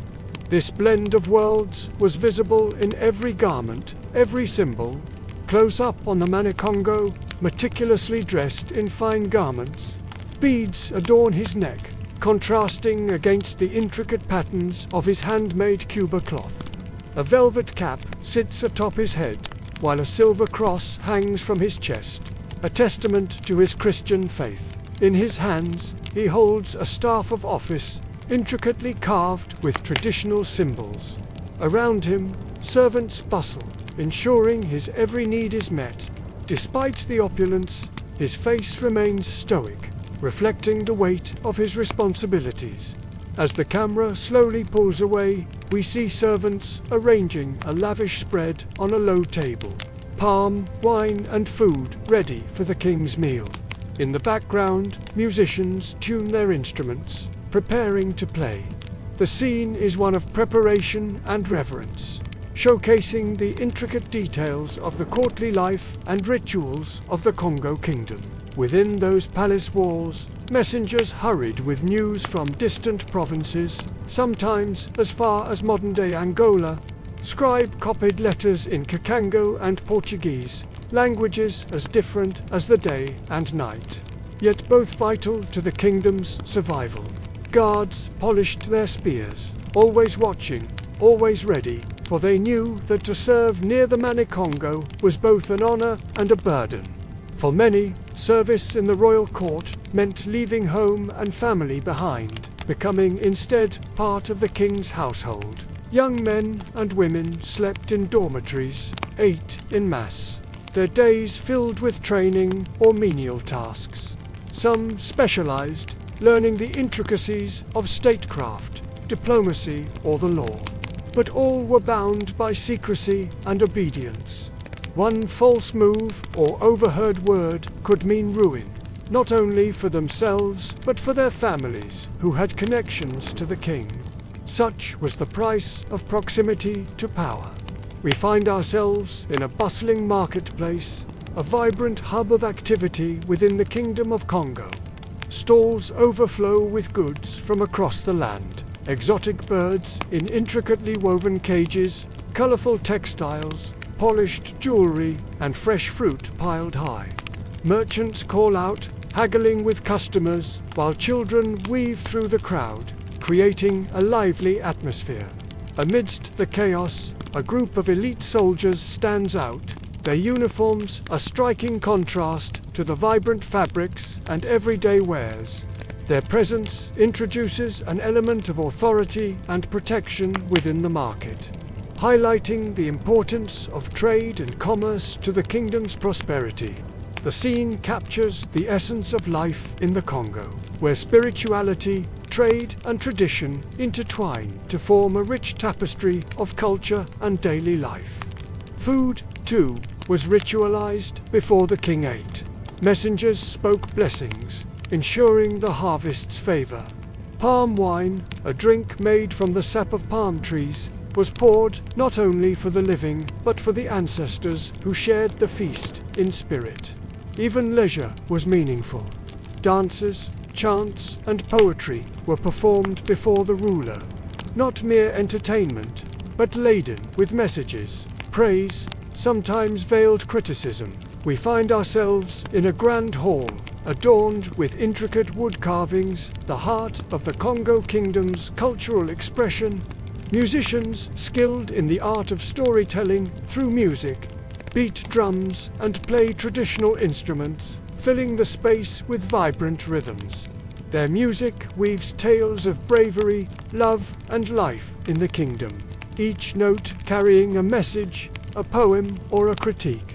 The audience, a mix of commoners and nobles, including King Nzinga and Nkuwu, sits attentively, fully engaged in the performance. Their faces reflect a deep appreciation for the artistry, their bodies swaying gently to the music.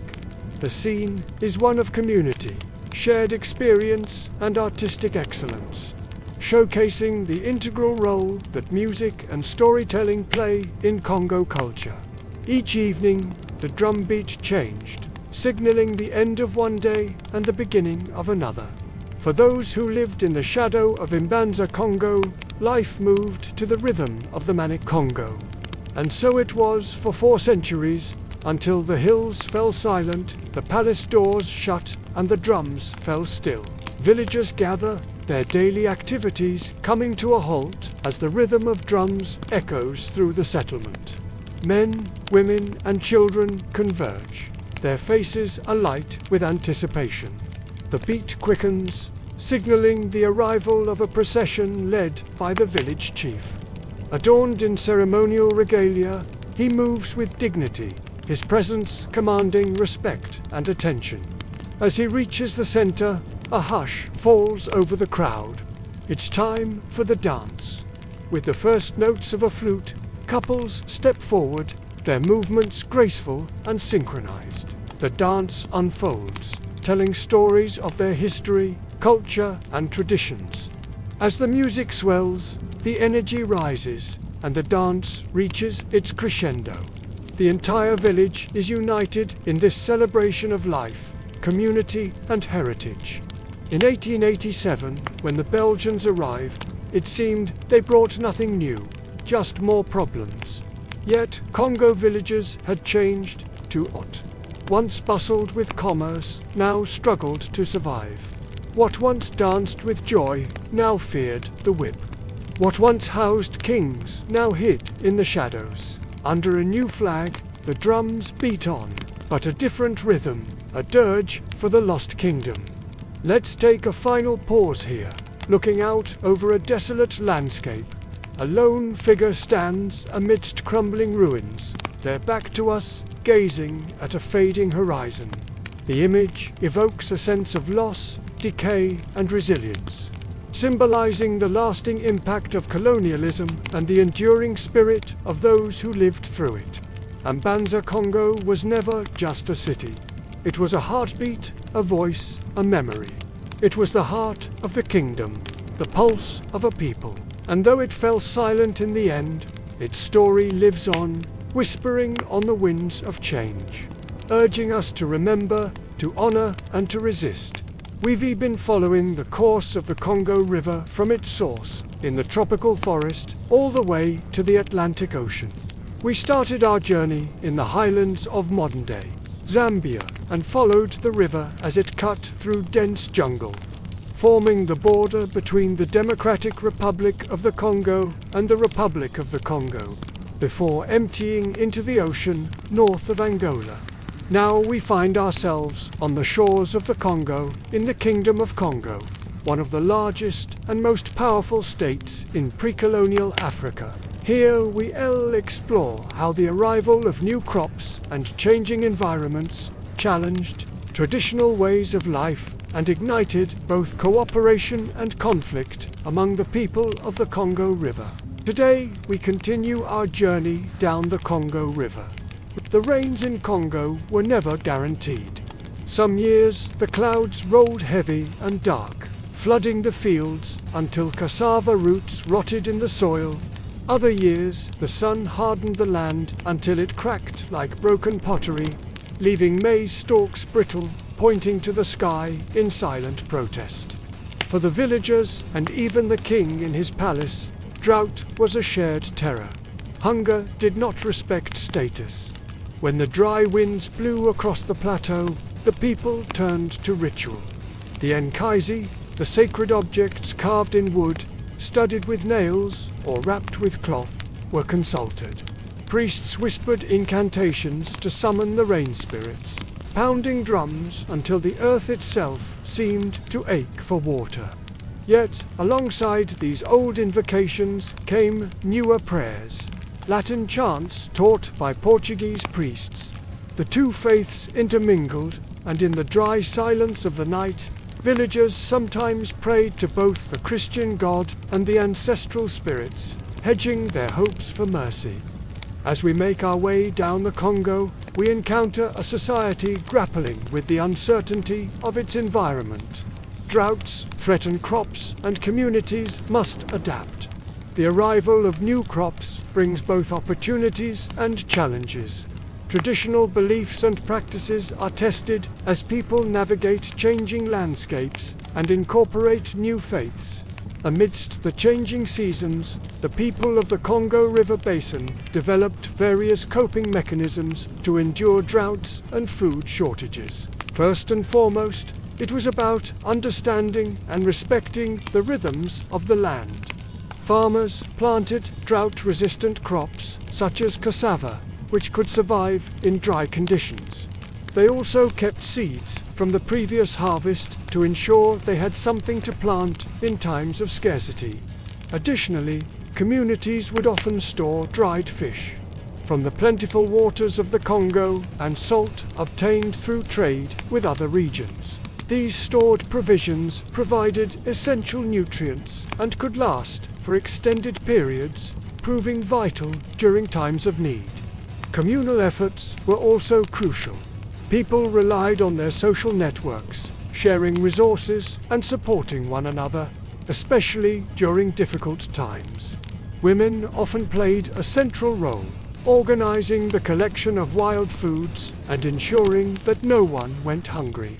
This strong sense of community helped mitigate the impact of droughts on individuals and families. Religious beliefs and rituals were another integral part of coping. People turned to their spiritual leaders and ceremonies to seek guidance, comfort, and solutions during times of crisis. They believed that maintaining a connection with their ancestors and deities could bring forth rain and restore balance to their world.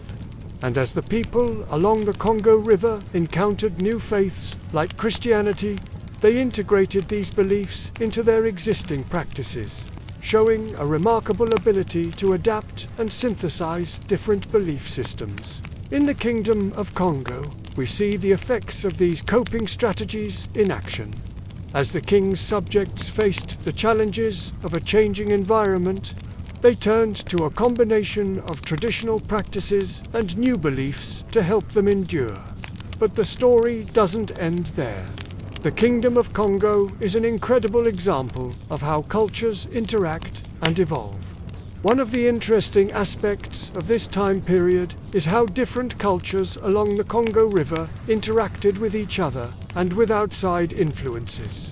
You see, the Kingdom of Congo had extensive trade networks that stretched far beyond its borders. Traders from the Middle East, India, and China had established connections with the kingdoms of Congo, bringing new goods and ideas in exchange for African commodities such as ivory, gold, and, notably, enslaved people. These interactions led to the introduction of new crops such as rice, bananas, and maize, which integrated into the local agricultural practices. However, the arrival of Europeans along the Congo River marked a significant turning point. The Portuguese presence introduced new diseases to which the local population had no immunity, causing widespread illness and depopulation. The demand for enslaved labor by European colonizers also had a profound impact, leading to the brutal and tragic transatlantic slave trade. During this time, the people of the Congo adapted to the changing social and economic conditions brought on by European contact. Many Christians converted to Catholicism, which was sometimes syncretized with traditional beliefs. Despite the challenges and tragedies they faced, the people of the Congo demonstrated remarkable resilience. They continued to develop their societies, maintaining their cultural traditions and finding ways to thrive in the face of adversity. The Kingdom of Congo serves as a testament to the strength and adaptability of African societies during a period marked by significant challenges. So now let's take a minute to talk about the human element, the people of this region who have been at the heart of its story. Life along the Congo River has always been about adapting to the rhythm of the land, the ebb and flow of seasons, the bounty of the river, and the challenges posed by nature.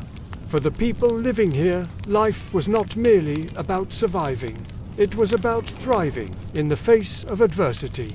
For instance, the Cuba people, known for their intricate cloth designs and royal palaces, created a system of villages that were self-sufficient economic units, each with its own farms, workshops, and storage facilities. This allowed them to withstand periods of drought or crop failure without relying on outside sources. Their innovations in agriculture, such as the use of manioc, also ensured a steady food supply. Then we have the dynamics between men and women. In many societies along the Congo, women held significant roles. They gathered wild foods, traded in local markets, and managed households. Men often focused on hunting, fishing, and farming. However, these roles were not rigid, and there was often a great deal of flexibility, depending on the needs of the community. And let's not forget the importance of kinship and community. Extended family networks provided a safety net during tough times. In times of drought or famine, families relied on their collective resources and support to ensure everyone's survival. This sense of community continues to be a cornerstone of life along the Congo River. Finally, the role of religion and spirituality was central. People turned to their beliefs for comfort, guidance, and a sense of order during challenging times. Religious rituals and ceremonies provided a way to connect with the divine and seek intervention in times of crisis. Let us take a moment to appreciate the resilience and adaptability of the people who have called the Congo River Basin home for centuries. Their ingenuity in farming, their strong communities, and their deep connection to the land and water have allowed them to not just survive, but to thrive in one of the most challenging environments on Earth.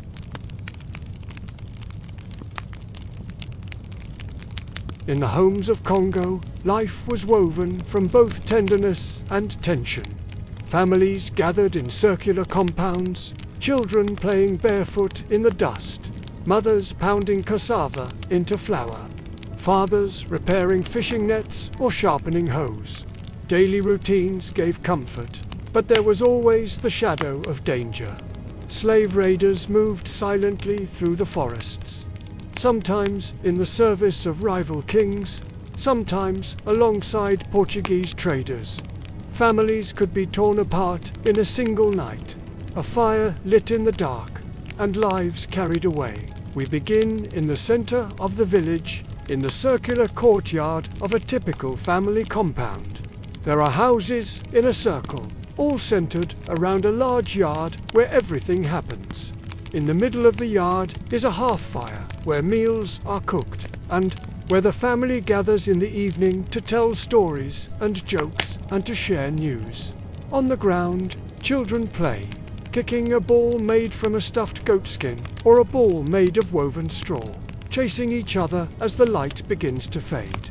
We see a mother with two young children. She has a mortar and pestle, and she is grinding cassava, one of their staple foods, into flour.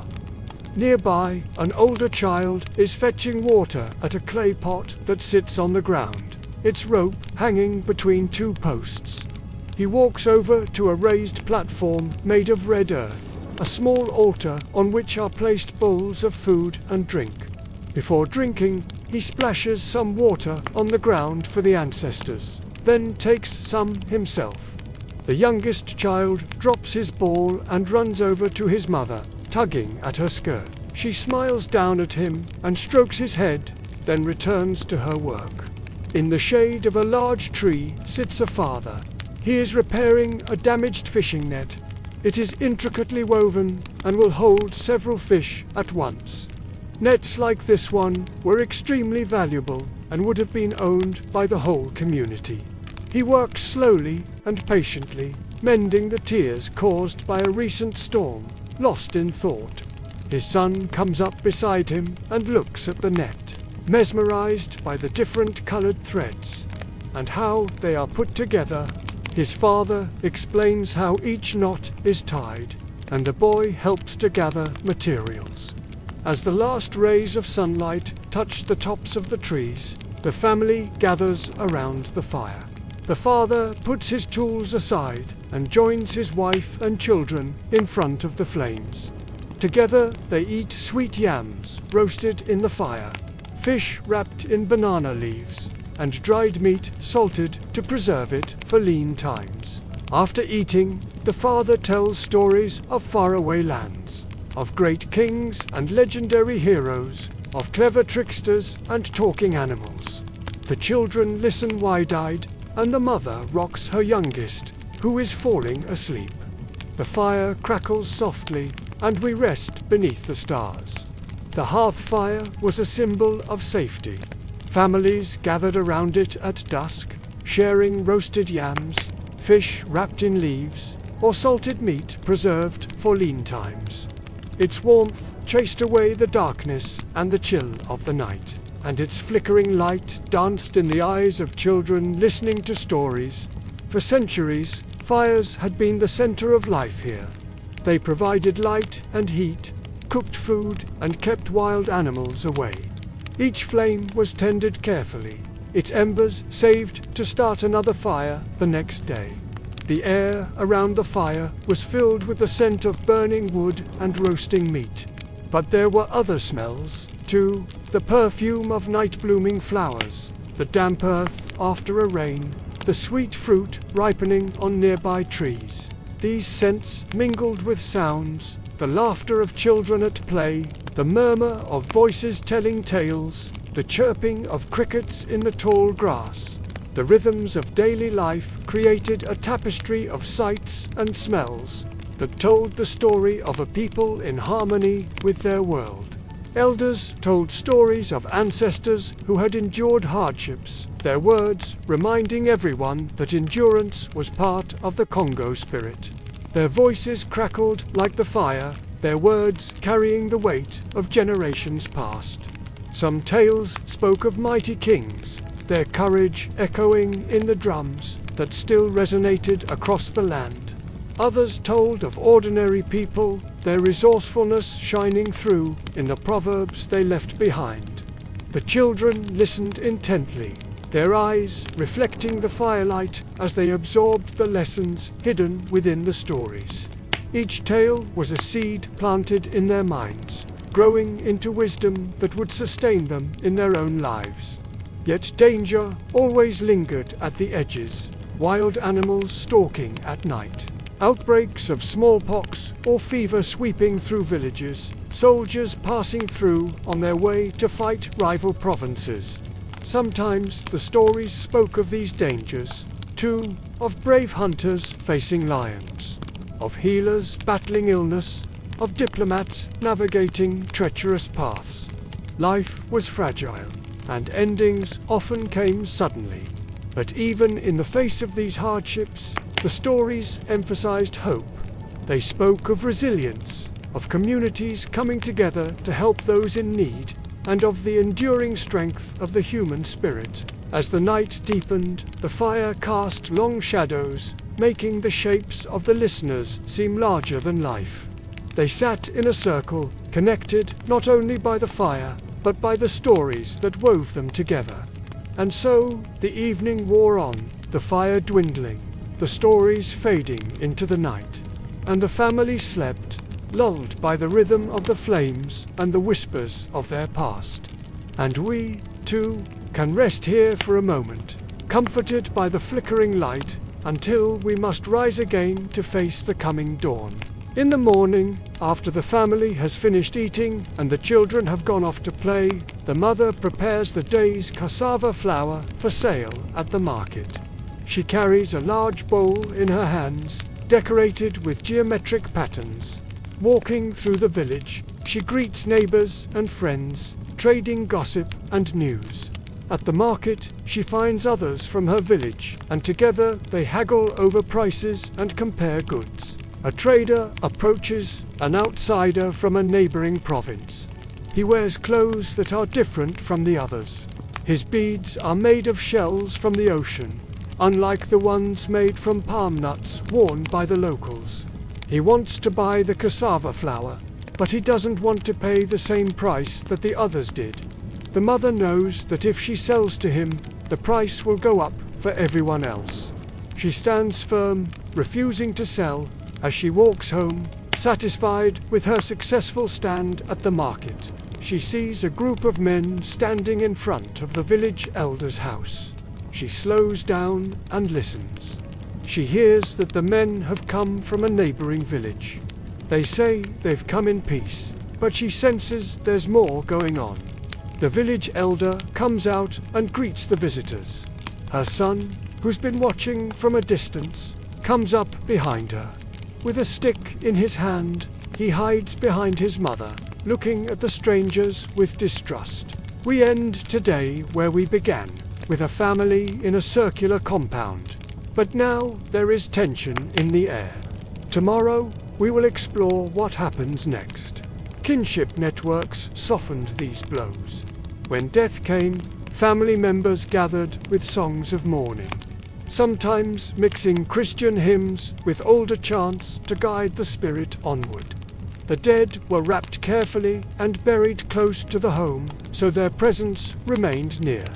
The living carried their names forward, whispering them in prayers, invoking them before planting a field or setting off on a journey. In this way, endings were not final. They were woven into the rhythm of survival. So let's pause here for a moment. The fire crackles softly, and we rest beneath the stars.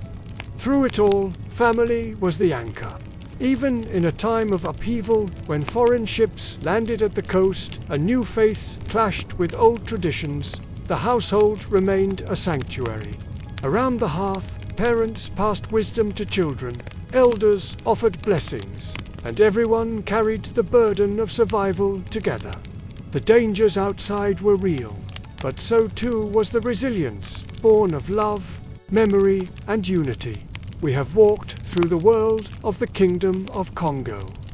From the weary feet of villagers caught in the storms of Portuguese contact, to the unyielding courage of Queen Zinga, to the shrines and churches where African Christianity was written in new ink, and finally to the royal court, where velvet, crucifixes, and ancestral power stood side by side. Let's pause here for a moment. The fire crackles softly, and we rest beneath the stars. The Congo was never a simple kingdom. It was a place where survival meant adapting, where faith became a blend of two worlds, where danger shadowed daily life, but resilience kept families whole. Its rulers struggled with foreign traders and internal divisions, but its people, the farmers, the fisherfolk, the mothers, the elders, they carried the memory of the land in their songs, their rituals, and their kinship. And so, as we sit here, the dying embers mirroring the last light of day, let us think about these people. The traders may have come and gone, taking their riches with them, but it was the people who held the heart of the Congo. They were the ones who wove new gods into old stories, who turned a king's ransom into fields of crops, who kept the drums beating, the markets trading, and the children laughing despite the shadows that sometimes fell across their land. This kingdom, like all of human making, had flaws. Its kings weren't always just. Its wealth was built on both the bounty of the land and the sorrow of slavery. Yet the Congo endured, and in its endurance, it offers us a mirror. What do we find in that mirror? Perhaps we see ourselves, those early Europeans stepping ashore, curious and wary, bringing with them wonders and diseases from faraway lands. Or maybe we are the villagers, cautious yet welcoming, sharing what we have while guarding our traditions. Perhaps we are the kings caught between old loyalties and new demands, or the preachers seeking to reconcile two irreconcilable worlds. Most of all, the Congo was a place of people. Their lives, their choices, their struggles, their songs. That's what made it great. That's what made it real. The Congo was not a kingdom of stone, but a kingdom of people whose lives played out beneath the vast, indifferent stars. Let's pause here for a final moment. The fire crackles softly, and we rest beneath the stars. As the night deepens, let's imagine the fires fading in Mbanza, Congo, the royal city. Picture the people returning to their homes after a long day. The farmers with their sacks of cassava, the traders with their bolts of cloth, the priests with the stories of a merciful God who walked with his people. Imagine the quiet after a busy day, the songs of mourning and joy rising into the night air, blending with the chirping of crickets and the distant rumble of a river. In the darkness of the huts, hear the whispered prayers, the lullabies, the rustling of kentacloth, and the murmur of family. Outside, the stars seem close enough to touch, and the fireflies wink like fallen stars. In this kingdom of people, life goes on. Despite the comings and goings, the losses and the changes, the Congo endures in the hearts and homes of its people. The story of the Congo is not just history, it's a living memory carried in the blood and soul of Africa. It's a story that reminds us that no empire, no matter how mighty, can truly conquer the spirit of a people. For that spirit burns bright like the midday sun, resilient, enduring, ever hopeful. So, as we sit here, surrounded by the fading embers, let us listen to the night sounds of the Congo. Let us hear the drums calling across the generations, the laughter of children playing, the wisdom of the elders, and the quiet strength of the women. For in this symphony of the night, the true heart of the Congo beats on. And so ends our tale for tonight. Until next time, may the spirits of the Congo walk with you, may their wisdom guide you, and may their strength be your solace. You are now under baobab skies.